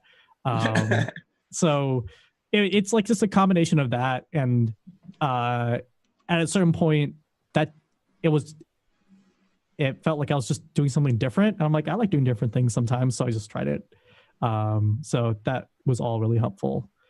There's a lot of dialogue right now around like how many hours a week you should work on a game, taking enough breaks, not overextending yourself. I think that's all super valuable. Like that's all super valuable advice. Like I 100% believe that, even though I didn't follow this the last 3 days of making the game, that if you just like take enough breaks and, work a same amount of hours a week, that the majority of the time that's more productive than just like throwing hours at the problem. Like throwing hours at the problem is just like incinerating money, which like incinerating money can do a lot of things for you for sure. Like, don't get me wrong. Like if I had like $1 trillion to throw at the project, it would have gotten done. But like at the same time, if I had $1 trillion to throw at the project, it would get done. But not everyone has that. So you have to work with what you have. Right. And then for people who are wondering, Jocko Willink was the army guy who he has a really awesome book. And then the Seinfeld method, if I remember correctly, it's you have to like he would like tell a joke, like don't drop the you write a joke every day. Every day. You'd write a joke every day and you'd mark an X on the calendar. And the idea was never to miss a day, even if it was like a minute or like, even like really small, but the idea was to not drop the X. Don't break the chain. Don't break the chain. That's it. Don't break the chain. I also was like at that like earlier on in the year, I was just tweeting a lot. So I was basically tweeting every day. And I'm like, what if I just like took this tweeting that actually just makes me super sad, because Twitter just makes me really sad sometimes. And like, instead of like writing it for twitter.com, which is a company that will just like profit off the dumb garbage I have in my head, I did that for myself, right? Like that mentality shift was super valuable for me. It's like, well, what if instead of making myself sad, I at worst make myself feel neutral? Like that would be an improvement. It's like at worst. At worst, I'm at the neutral point. Yeah. Absolutely. So that's really awesome. I like that idea of just going to this neutral zone and working from there, as opposed to digging yourself into this like deep hole. And also, and this, a lot of these guys, if you guys have projects out there that you're looking to finish, I think there's many great resources out there, even more than the ones we just mentioned, to help you put together your project. Even if you don't have a super awesome team like Team 11 that is like super cohesive. Because some people I think will end up just working on their own. And there are plenty of projects that are an individual will take on its own. Even though I personally don't recommend it, because it is super hard. It's good to, there's two things. One, it can be hard to motivate yourself to do something that long, like alone, but it also is hard to keep a team on task and working together for that long. So there's kind of challenges either way, but there's an exponential result with a team versus definitely. If you find a good team, then you keep each other, like, especially if you're doing something interdependent where one person's saying to another, I need your artwork done by this date. I need your, like, so that I could do my part on this, and then someone else needs your part. Like, if there's interdependency, then you can keep each other motivated. That's why I was curious about the whole project management, because that's what project management is all about, is managing those kind of interdependencies and making sure people's items are done in time. Did you have actual timelines throughout, or probably near the end? But or milestones? Milestones or things that you had to be there. Yeah, at some point we had to just get the conversation going with Blizzard before we started shipping. Right. But I don't think there's anything useful there that I could talk about, like, because we were just saying, like, let's just try to get up to this point done by next Tuesday. It's like nothing super formal, but I also wouldn't recommend the method that we were using, which is just kind of doing things on the fly, like basically throwing your head against the wall until it works. And we just apparently had super thick skulls to make it work. But was there any? Sorry, finish. No, go for it. Yeah, I was just going to ask: was there ever? Because this happens to a lot of projects too. Yeah. Was there ever anything that you had to just rip down and start over? Like you went down one path and then you're like, no, this method or this whatever isn't going to work. Redo I it. think that happens with the story all the time. Like especially as you understand your character motivations and like how you want your characters to end up and stuff like that, and like feedback you get. We did definitely had people read the game through a few times before we launched and like earlier on, but that happened I think a lot with the narrative, and that just comes with the territory, I think, especially when you do a narrative based game. Mechanic wise, no, we kind of just went with what we built first and then went for it. I think there are definitely improvements we can make to like the APM system and StarSense in some way. We were definitely talking about some of the design things up until the very last minute before shipping. But part of finishing something is kind of acknowledging what you can do better and just still, and kind of like you have to draw the line somewhere, right? I think that's a super important skill to develop. And it is a very uncomfortable feeling sometimes. It's like, oh, I can make this better, but for the sake of like our team and finishing a project or something, I have to like finish what we have right now and then maybe do something in the future. Well, that's pretty solid. In terms of expectations, like obviously the difference between being free and then sales, like I'm gonna try to parse it here with the idea that you guys have costs. You have like base costs for that. Yeah. Is there a threshold? Did you guys make all your sort of your base costs in your Kickstarter and now everything is just profit? Or is there still accelerated costs that you have to cover in the initial week, month, year of this game? So our Kickstarter costs when we initially did it was like this should just kind of be, the goal was like this Kickstarter should just pay for development. And basically the Kickstarter should pay for development, and like we don't want to be in a position where we have to sell X copies or like an extravagant amount of copies, right? In order to feel like, we have to make things back. Like those feelings, like, and along the lines of like kind of getting outside funding, that would kind of, I think, be a detriment to development. It's like it would just make us feel awful throughout the whole time. But that being said, like I've definitely put my own money into it, like some amount of money into it, that I would like to make back just through sales. Like that's just the reality of, I think, making any game. But at the end of the day, like it would take, I think, for what most game studios would consider like a decent amount of sales for this to be at least full time for us for like a year or two. And like, I've definitely read postmortems of games that are like, oh, we sold X copies, and like that is not good enough for us. Like we have to sell X copies. And I'm like, I would love X copies. Like I would love X copies for this game. And that's like kind of the situation that we're lucky enough to be in, I think. But at the same time, it doesn't like ensure that we have a quote unquote profitable studio for 5 years, right? But yeah. I like that idea of making games. Like I try to, like, we are making a commercial product for sure, but at the same time, game making has become more accessible. People are making it more about personal stuff, maybe making shorter form content, just like the way video works, right? Like you have movies, which are crazy expensive, awesome productions. They have to make money back. And then you have like, shorter form stuff. And then you have like people do stuff in the bedroom, you have streaming. Like there's a whole spectrum of content that people can kind of select where they want to be sustainable. And I hope that rings true for games and us pretty soon.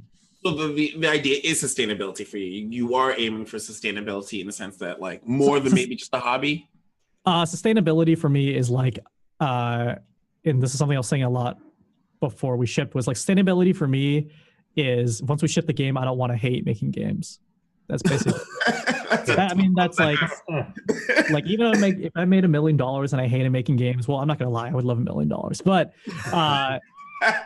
that would be kind of a tragedy. Is like when you ship a game and you like, this is my creative outlet, right? Like this is something I like to wake up and do every day, and if I like lost that, that would suck. So sustainability, I think for all of us, is not gonna lie, like money's always great. You know, people have to pay rent, people have to buy food, et cetera, et cetera. And anything that helps with that is awesome. Not gonna like say that's not it. And definitely not gonna like, shun anyone who is just in it kind of for the money. Like I've definitely grown a perspective of anyone who's like, yeah, making this game because like I wanted to pay for like my car next month. I'm like, go for it, dude. That is awesome. Freaking go for it. But for me, I think trying to attain that level would be really, really stressful. So for me, it's just like, as long as I can keep making stuff, it would be super awesome. Like, obviously, if I like put a lot of my own money into it and didn't make any of it back, I can't keep making stuff either. Right. So like money definitely is a part of the equation too. But yeah. So in this, I'm going to open up to some people on, if you have questions for Tim, let us know in the chat. Also, if you make some sort of speaking in the chat, the bot will figure it out and it will add you to the awesome raffle at the end of the show. But Tim, someone asked earlier, and I wanted to make a mental note, what was the most stressful part of making this game? Sorry, I had to message someone really quick. I'm really sorry about that. Stressful part definitely was probably near the end, was trying to get everything together. Just because it's like, we definitely left some stuff on the table at the end, just because it's like, I remember being up, I'll say this, and I don't recommend doing this at all. Like, absolutely don't. But I pulled an all-nighter to finish the game. I mean, like some people pull multiple all-nighters, but like just one for me just demolished it. Just like what I've learned about myself, I'm like, one would just demolish me. So I'm like, well, this has to happen. Like I need these extra 4 hours or whatever. And I remember having a conversation earlier in the day saying like, hey, you know, it would be great if we had this extra StarCraft scene in there. And I'm like, I remember like looking at the computer screen and like all the things we had to do. I'm like, this just isn't possible. Like this has to be left on the table. So like making those decisions, being like, this is possible and this is not possible near the end, was a little stressful for sure. And like, I never really revisited launching Steam, so I was hoping it would all work. The morning of, the night before, it wasn't stressful, but it was definitely really very annoying. The night before, my internet just kind of crapped out. So like we were actually pretty ready to go before the 20th, like on the 19th, like we said we would do, and my internet just wouldn't upload, and that just sucked. Like I didn't really have anywhere else to go. Yeah. So I just went to bed like kind of really disappointed. I woke up feeling better, and then we just shipped the next morning. It was fine. Like there was no fires or anything. Like when you said your internet is not working, was that like you had to upload the game and yeah, okay, and then just like less than a megabit, and it would just time out, like connect to the Steam servers and it'll time out. Were you panicking? No, because the game basically was done. So we were okay. The game's done. Whatever. We can just release it. We literally can't. Like, so yeah, that was it. Like the panic is mostly whether or not we could finish the game, less so like releasing it. So, but you guys really did you guys set a deadline? Just out of curiosity, in terms of like, I don't know if, did you say that this could be released by this day? Did you say that publicly, or were you like, when it's ready, then it's ready? No, we said the 19th for sure. Originally we said October, and we couldn't do that. So we did November 19th. TJ actually had a really good forcing function, which is like he forced himself to go on a vacation the Saturday of the 19th. So we were like, hey, we guess we got to finish it then. But I thought that was super important too. And like for me, like I don't think I could have worked on it any longer. So having that deadline really helped. But we were done with it by the 19th. It's just we couldn't upload it, and there was just a really weird feeling of like we're done, I guess. But we had to tweet like, sorry guys, just it'll take another day when my internet gets better. Once you have released it out into the world like this, are you just kind of sitting there waiting for feedback, watching sales, watching reviews? Like, does that make you anxious at all? I'm still working on it in a way that we have to fix bugs. People report bugs, and like people are really into achievements, and sometimes I really want to make sure that's a good experience for people, so I'm watching that really closely. We have to do press rounds. Like, ideally, if you're a game and you're releasing, you want to take 2-3 weeks, maybe even a month. Actually, a month. I would recommend a month ahead of time, just to reach out to press and say, like, hey, we're releasing, and before that you should have been kind of getting a preview of your game out there anyway. That's something we couldn't really do this time around. So I'm trying to catch up on all of that right now. Just reaching out to people, and also, like, reviewers have to play your game too, right? So our game ideally should have been done to give people time to play it, but that's all fine. So I'm going through that process right now. I'm finding that probably making a demo would have been really valuable, so I'm doing that probably over the weekend. It's not too hard, but it's just a task to do. Those are just a lot of. We just have a lot of things to do post-launch as well. We have to start thinking about fulfilling the physical rewards. So we have some idea of how to do that, but just reaching out to folks, probably making an update around that, and then getting those shipped. Fingers crossed by like really early next year, or whenever it's done. Physical rewards is a realm that we haven't really explored a ton. Or sorry, not explored. But we don't have like a lot of past experience into. So in our minds, it's like, oh, just get the sample and like revise and send, and like it's not going to be that easy. So there's always more to it. But I'm kind of glad that we have more to do, because like I think just releasing it and letting it sit isn't the most productive thing to do sometimes, especially if you're not like a super known studio that people will just flock to you to cover your game. We have to make people aware that our game exists. Yeah. In that regard, then, figuring out all the different aspects of marketing a game, like doing the pressers and doing all those elements, was that something that you had to learn, or did you instinctively kind of figure that out? How did that come? I had some rough idea of how to do it, and it probably isn't. I'm like just going through the process right now, and it probably isn't 100% the best way to do it. But I know you had to make a press kit, so I did that immediately after we launched. Did a kind of call for content creators, for anyone who wants to stream the game. Just like hit us up, give you a key, just tweet us if you start streaming it, and we'll try to do some cross promotion that way. Reaching out to the press, just whatever contacts are available. Like, I wouldn't say I have like a super close relationship with some people in like game reviews or game writing. So we just kind of go through the standard pitch process, I guess, that most games go through, which is like kind of cold emailing a lot of folks. And it's kind of, there's like no concrete feedback mechanism there, so you don't know if people are ignoring you or playing the game, or like they're busy with other things. You just send it to them and you're just like, you're hoping they're like, yeah, thanks. Yeah, I mean, you have to look at it. You try to word it in a way that catches their attention, because they're also looking for good stories, looking for good games. They're looking to folks who write about games are looking to find something that sets their outlet apart, right? Like everyone's writing about whatever new games are out right now, which is great. That's how people get visibility on their press outlet. But you also want stuff that makes your thing unique. At least that's what I think.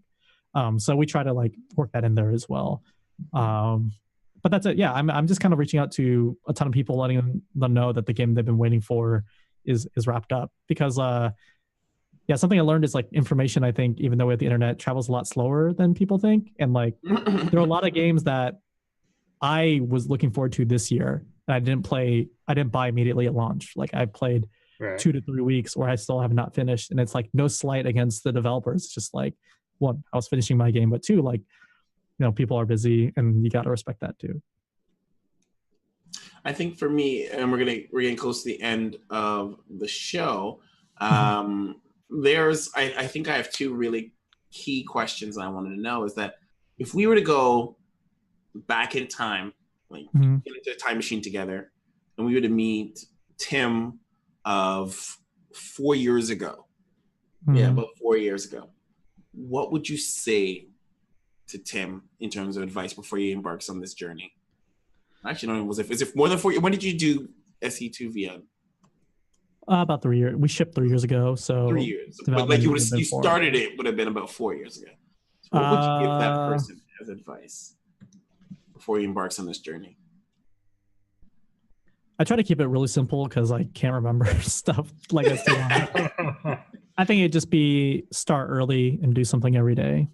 That just be it. Because that just like, I think it's really tempting for me, just like as a StarCraft player, you're always thinking about optimizing, but you can't really optimize if you have nothing to start from, which is where I was at, which is like, I was always thinking about the most optimal way to do something, whereas I should have just done the neutral way to do everything, because that was better than not doing anything at all. When you say neutral, what do you mean, like the standard way to do things? Like, what would you say? Yeah, like when you think about kind of the concept of folks are trying to say like this is the most productive software you could use, or like this is the most productive method, or like this method of organizing your tasks is really great and keeps you productive.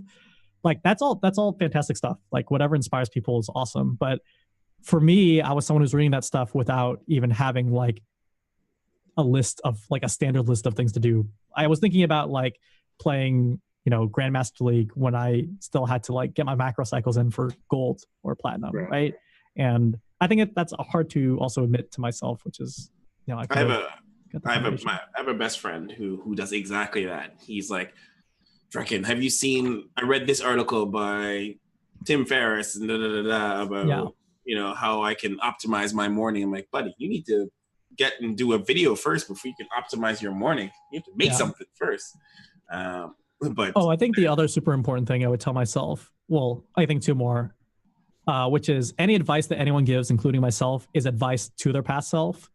So like everything I've said is actually advice to my past self. True. I like that. And to me, once I learned that, I was like, wow, this is actually incredible, because it contextualizes all the advice you get. And it's not useless. It's just like, oh, you have to consider that person's life experience. And the second thing I would tell myself is like kind of the environment you put yourself in can impact your productivity. It's like, make sure you eat, like don't cut corners on eating, don't cut corners on sleeping, don't go cut corners in your living situation. Like that, all that tiny stuff really adds up. Like I moved 2 or 3 times while making this game, and definitely some places were better than others for like my mentality in making the game. Like, oh man, all that stuff matters. Yeah, I like that. I like the idea. It's like, remember that every advice is actually advice to their past self. Yeah. Tim Ferriss is just talking to himself, but he makes money off of it, talking to everybody. So he is generally just talking to his past self, and you're just there to observe. Yeah. It's funny that you mentioned that. And then my last, actually, Dave, you want to get one more question before I ask our signature question for the show? I guess since we are talking about kind of the do things every day, keep your feet moving, was there a time in the whole process where you did just let it slip? You weren't able to touch it for like 3 weeks, or did you go through periods like that? Yeah, for sure. I don't know about the exact length of time. It could have been 3 weeks, could have been like 2 or 3 days. I think that was just like, I was like unaware that I was burning out. So the way I try to combat that is like just forcing myself to step away from it before I just found myself in front of the computer not doing anything, because that's just like, my mind disassociates from my body, where my body's just like, I will not let you work on this at all. And so I just try to combat that by like, scheduling all those times myself, where it's like, oh, hey, if I 100% work on this tonight, then tomorrow I'll work on it a bit, but then force myself to stop, because otherwise I know what the consequences are. So like I have to learn all those things the hard way, or like through the experience way, but it was valuable to learn for sure. If you do anything for any amount of time, extended amount of time, it's really hard to sustain too. It's diminishing returns over time. Yeah. Guys, make sure you remember, like this also can, like, even if you're not making a game, this can actually apply to a lot of like. Oh yeah. You like it's your whole life.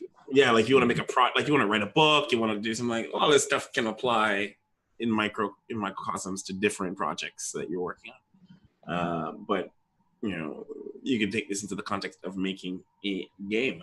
Last but not least, we always have a signature question that, especially when we have like a one-on-one interview like this, that I like to find out is, what is the most significant thing that you've purchased under $100? Oh man, can't be free, right? Can't be free. It cannot be free. Significant thing I've purchased under $100. I feel like there is something. It's like Probably like a super like a toilet plunger that's like amazing or something. Actually, can I take like a minute to look through my Amazon? Yeah, sure, absolutely. This is part of the answer, right? Is like I'm someone who would check his You would Amazon. actually check, yeah. Okay. Other people literally pick things they can see. But you went Like- through your Amazon. think You knew Amazon would deliver it to you. But it had to be Amazon, no one else. So the other thing I'm going to say here is I'm going to limit it to the past 6 months. Sure. Oh, okay. You're gonna limit my question. Oh, okay. This is a good one. Actually, I'm glad I checked. So,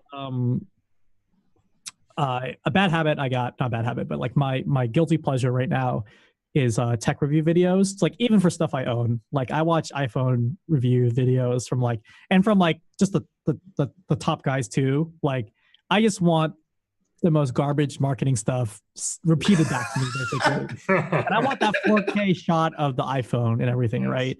But I also try to like something as part of like my improving work life thing is like I actually try to spend less time on my phone and track my usage and stuff like that.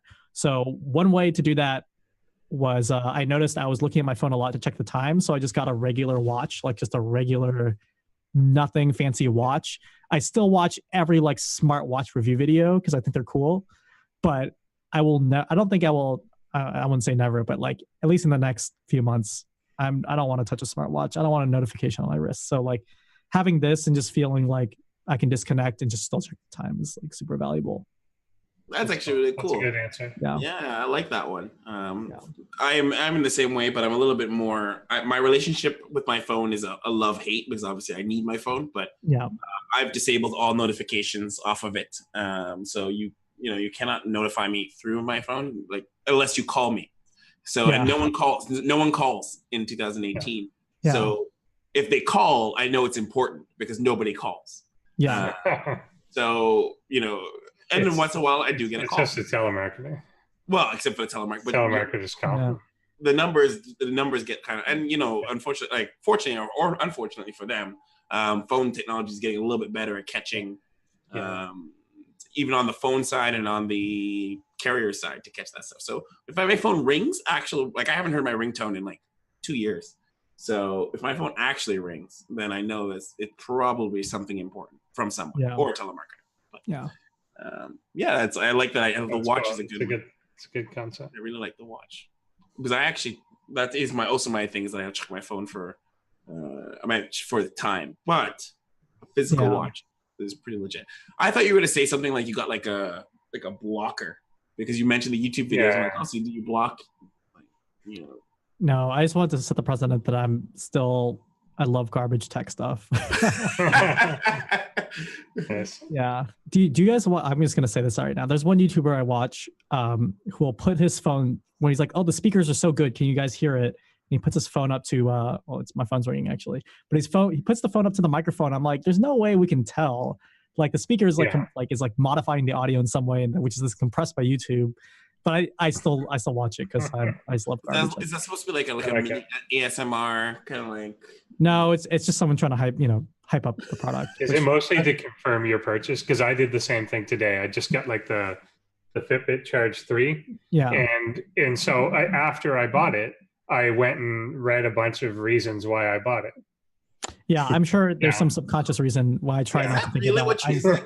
Is that a thing? Like I didn't realize. Yeah, a lot of people do that. Like you always hear for like cars and there's like human bias. There's a name for it. But it's buyer's remorse or something like that. Well, it's essentially the opposite of buyer's remorse. Like it's a confirmation bias. Bias. Once you've already made your decision, you actually seek out information that confirms how you feel about it. Right. Wouldn't the solution is to front load a lot of information? That's how I make my tech purchases. That I will read for months. Like I just bought this Chromebook, and I'd never to make the leap for a Chromebook was like this huge undertaking for me to be like, oh my god, I'm not using Windows. And I had to read everything possible about Chromebooks and gather every piece of information. Yeah. But that's just me. I take months to make it depends what people's buying decisions. Yeah, I guess so. Very often people, it's not, I researched a bunch of options and then I decided on a Chromebook. It's, I want a Chromebook. and then they research a bunch of options, which stunningly confirms the fact that they want a Chromebook. Like that's the way it usually is. Like people kind of have their mindset on something, and then you research it, and any good favorable thing is like, that's why I'm buying that one. There's no other explanation for people buying Apple products. So, all right, I'm getting kicked out of this room, unfortunately. Okay. Well, it's perfect. We're about to end.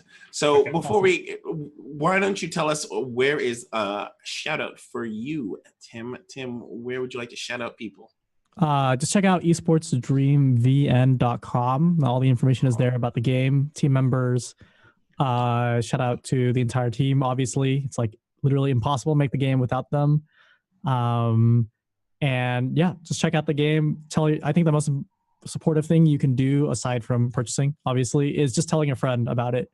Word of mouth, I think, is still super powerful. And like, if our game is interesting, hopefully other people find it interesting too. We're going to release a I think demo pretty soon. So just keep a lookout for that. So when you tell a friend, maybe let them know the demo's there, but it'll all be on the website. I would say, where should people get that kind of information? Is like a Twitter? Is that also on the website? Esports Stream VN on Twitter is also great. Cool. Let's see if I can drop that in there. Oh, wait, is it on? Nope, it's just the brisket. Oh, it's all your Twitters are on this there as well. Yeah. Absolutely. And that's the best way for people to get information is the website. Esports Stream VN on Twitter as well. All right, perfect. All right. So first, I want to thank you so much, Tim, for coming on here and making you around and giving us your awesome time and talking to us about making stories outside of StarCraft. Awesome. No worries. Thanks for having me on, guys. All right. Awesome. So what we do, we'll let you leave us now so that you can run out of your room. Not get in trouble. And we'll finish. If anyone's noticed too, he's at the Twitch studio. There's people have noticed. We have two broadcast rooms here. This is one of two. Yeah. I was like, man, you have a really sick mic. That would make sense that they would have good streaming equipment inside Twitch itself. Yeah. That makes a ton of sense. Okay, we're gonna let you go so that way you don't get in trouble, and we'll finish off the rest of the show. Thanks again, Tim. Thank you guys so much. Take it easy. Thank you. All right, Tara, send us back to two people, and we'll finish up the show. All right. Well, that was really awesome. That was a great.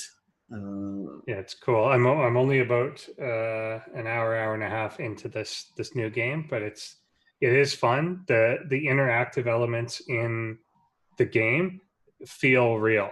I wanted to do dating. I'll be honest. I wanted to do some dating. I really did. You could just make it up in your mind. But I don't know. But it's true. But it has to be accurate. And if the person in the game had started dating, then they will have forgotten about their esports stream. like it should just be at one point there should be like a conversation path with like the girl character, and if you choose to go out with her, it just goes to a game over screen. It's just like the end. You guys had a nice life and everything, but you did not win the XSL. Like that's the way it should be. Like a choose your own adventure game where you chose the wrong path, and that path was you chose to go on a date. It's not even the wrong path. It's just the wrong path for that goal. For that goal, right? For the that goal of becoming a pro player. Yeah. Where your dreams are killed because you decided to start a relationship. Yeah. That sounds like every dream ever. Yeah, but no, that was I loved getting that kind of behind the scenes. And Tim's really awesome, especially to have him coming onto the show. A little update for everybody here. A couple of things. So this is going to be sort of the draw of season 1, the end of season 1 of Inside the Scene. I'm going to take a little bit of a hiatus while we get prepared for Probots, bringing back Probots. And then starting this week, actually starting tomorrow, we do Kings of North Super, the Kings of North Super tournament. I didn't ask you yet, but what does the Super mean? I don't know. Why Super? Why Super? I don't know, because it's Super. Super. You know what? Because the GSL has the GSL Super tournament, and I was like, well, you know what? I wanted this to be fun, and like since GSL is super serious, I wanted to be the super tournament because like, essentially it's not that serious. It's serious in the sense that the StarCraft is serious and there's still money behind it, but like we're gonna be joking around. That's just the nature of people picking each other. Like it's gonna be fun. Still serious StarCraft, still serious players, still winning for money, but like this is not like the GSL where we're in booths and what have you. On desks and ties and stuff. It's like Kings of the North is it's all supposed to be about fun and excellent StarCraft. Those are the two things: excellent StarCraft and fun. So super fun, right? And also, I think I was watching some anime at the time, so that makes sense. That holds more water to me. Kings of the North super. Seems more like a real reason. Yeah. I can be very arbitrary that way, where I'm like, that sounds cool. I don't really know that. It's fine. Cool. So yeah, that's starting tomorrow. And then Thursday, Kings of North Super will be taking up the time slot of this show. We'll be there. And that's just sort of the general update. And then obviously if you guys and we'll have something for the Christmas holidays too. So myself and Andrew will still be here. So don't you worry, we'll figure something out. And then is there any other updates? If people are not so much for us, but I guess me technically on Sunday.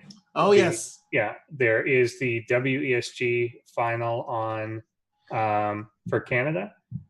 So it features the Riddler bio. Yeah, if you're in Canada, particularly if you're in Toronto, you can come and watch. It's the StarCraft final and the Hearthstone final. Both are being streamed from the Scotiabank Theatre downtown Toronto. Check that out. It's free entry apparently. There's no tickets. That's apparent. So you could just come on out and whatever. But yeah, Massa, Scarlet, BioIce, and the Riddler are the StarCraft people, and there are Hearthstone people, but I don't know. And StarCraft is first. Yeah, StarCraft is first. It starts pretty early. I think it's as early as like 10 in the morning, but it's yeah. I never believe those things. Those things don't. No, I never believe it'll start on time either. But I don't basically come out to it if you're in the area. It is free. It should be a good time. Yeah, I'm doing the observing for it. Apparently, I don't know if they've announced this, so I don't know if I'm saying anything, but I think it's Fear Dragon and Nathanius are casting it. Nathanius, really? I think from not. I don't think they're here. I don't. What? No. Fear Dragon is coming. I did. Fear Dragon's coming. Okay, yeah, he is coming. Those were the names I was told, so I don't know if they're coming then. Maybe Fear Dragon is coming to Canada, okay. But cool. Nathanius is new to me. So. I haven't asked a lot of questions. Then have you? This is what I was told 2 weeks ago, so maybe they were still like setting something up. But anyway, okay, Fear Dragon at least, and then we'll see. Yeah. But it should be a good time. Yeah, it should be. Mostly StarCraft from around here will be there. As well. Actually, no, I'll wait for that for an announcement. Last but not least, best ways to support ESChamp, the Patreon. How does that? Does this work? Perfect. So, join up on our Patreon. New and improved perks coming up in the new year. But for now, it's just all about supporting. I'm totally going to rework all the perks, mainly stuff to help with live events and getting into live events sooner, faster, better, seats, whatever, because Kings of North Season 5 is in the planning works. I'm feeling, after we do Supa, I'm feeling that motivation after, especially listening to Tim talk about finishing projects. Our next version of Kings of North will come up soon. And yeah, that's the main bulk of. Oh, and then obviously, pardon? Full challenge. Oh my God! Yes. Oh my God! Thank you for telling me. So the challenge video. Oh, and we have to tell who won the prize. Oh my God! I'm so sorry. I almost ended the show without telling you who won the prize. And let's do the challenge. All right, Tara, show us the full person. Who was that person in the challenge video? If you guess it now, so that way you can be registered for the bot, because afterwards we're going to give away a copy of the game. Let's do it. Tara, show us.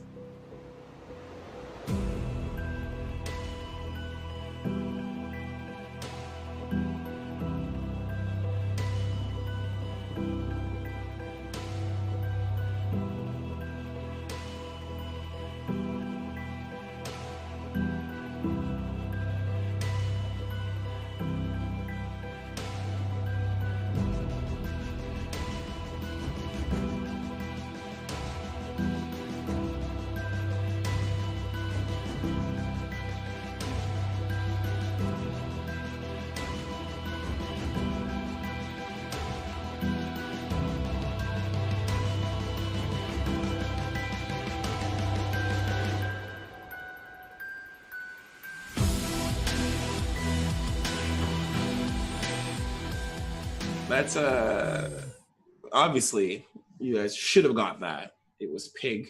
Yeah. Someone said Moonglade,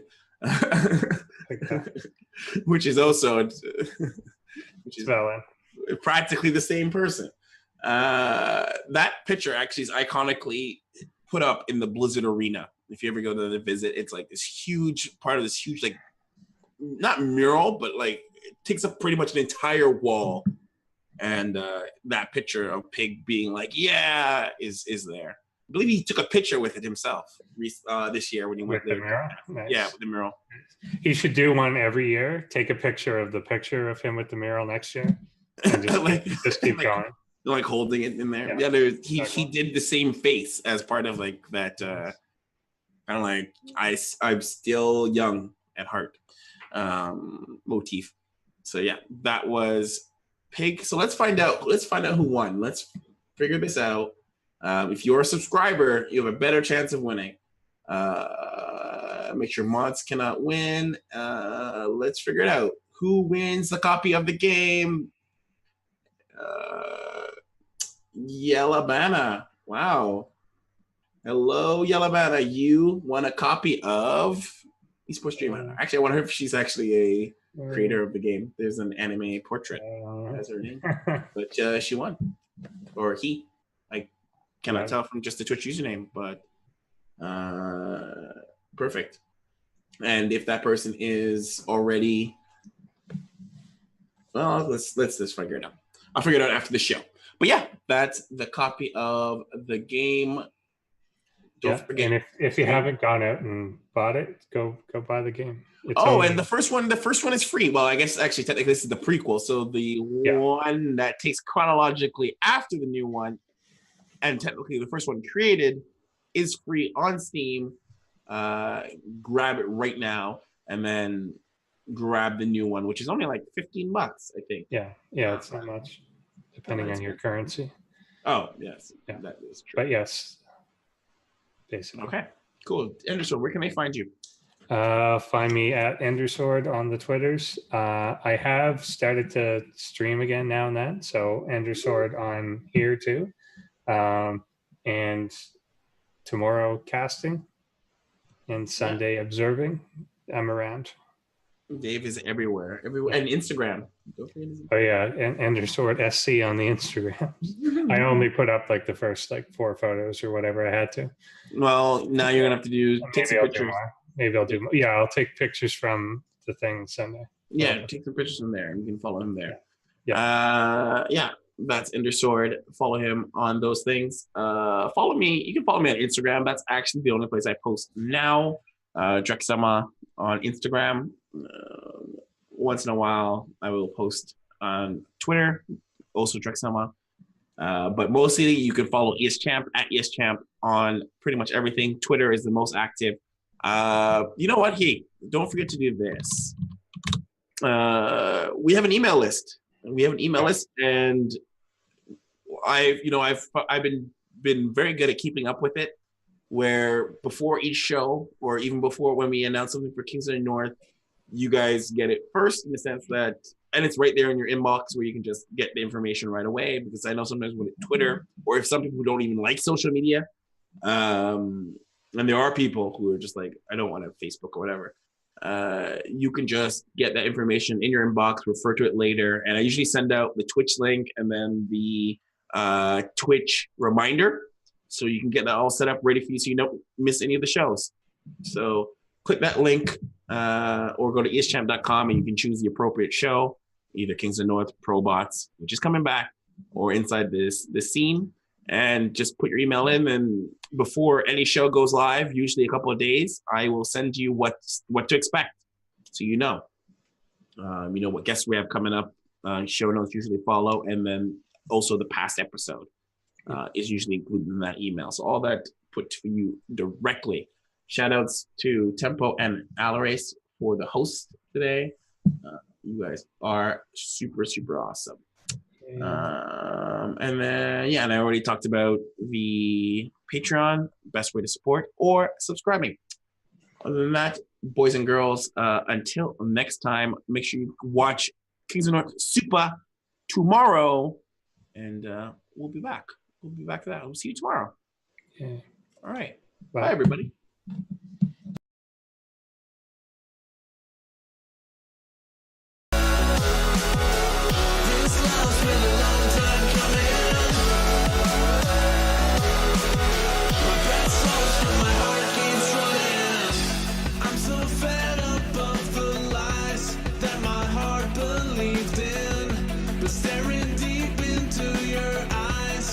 It all forgiven. I feel my comfort will be blown. My fears will grow out of control. Yeah, you still walk the path I follow anyways. I'm in love with the way that you hold me when I fall back down. And I'm in love with the words from your voice that put me off the ground now. It's been a long time coming. My breath slows, but my heart keeps running.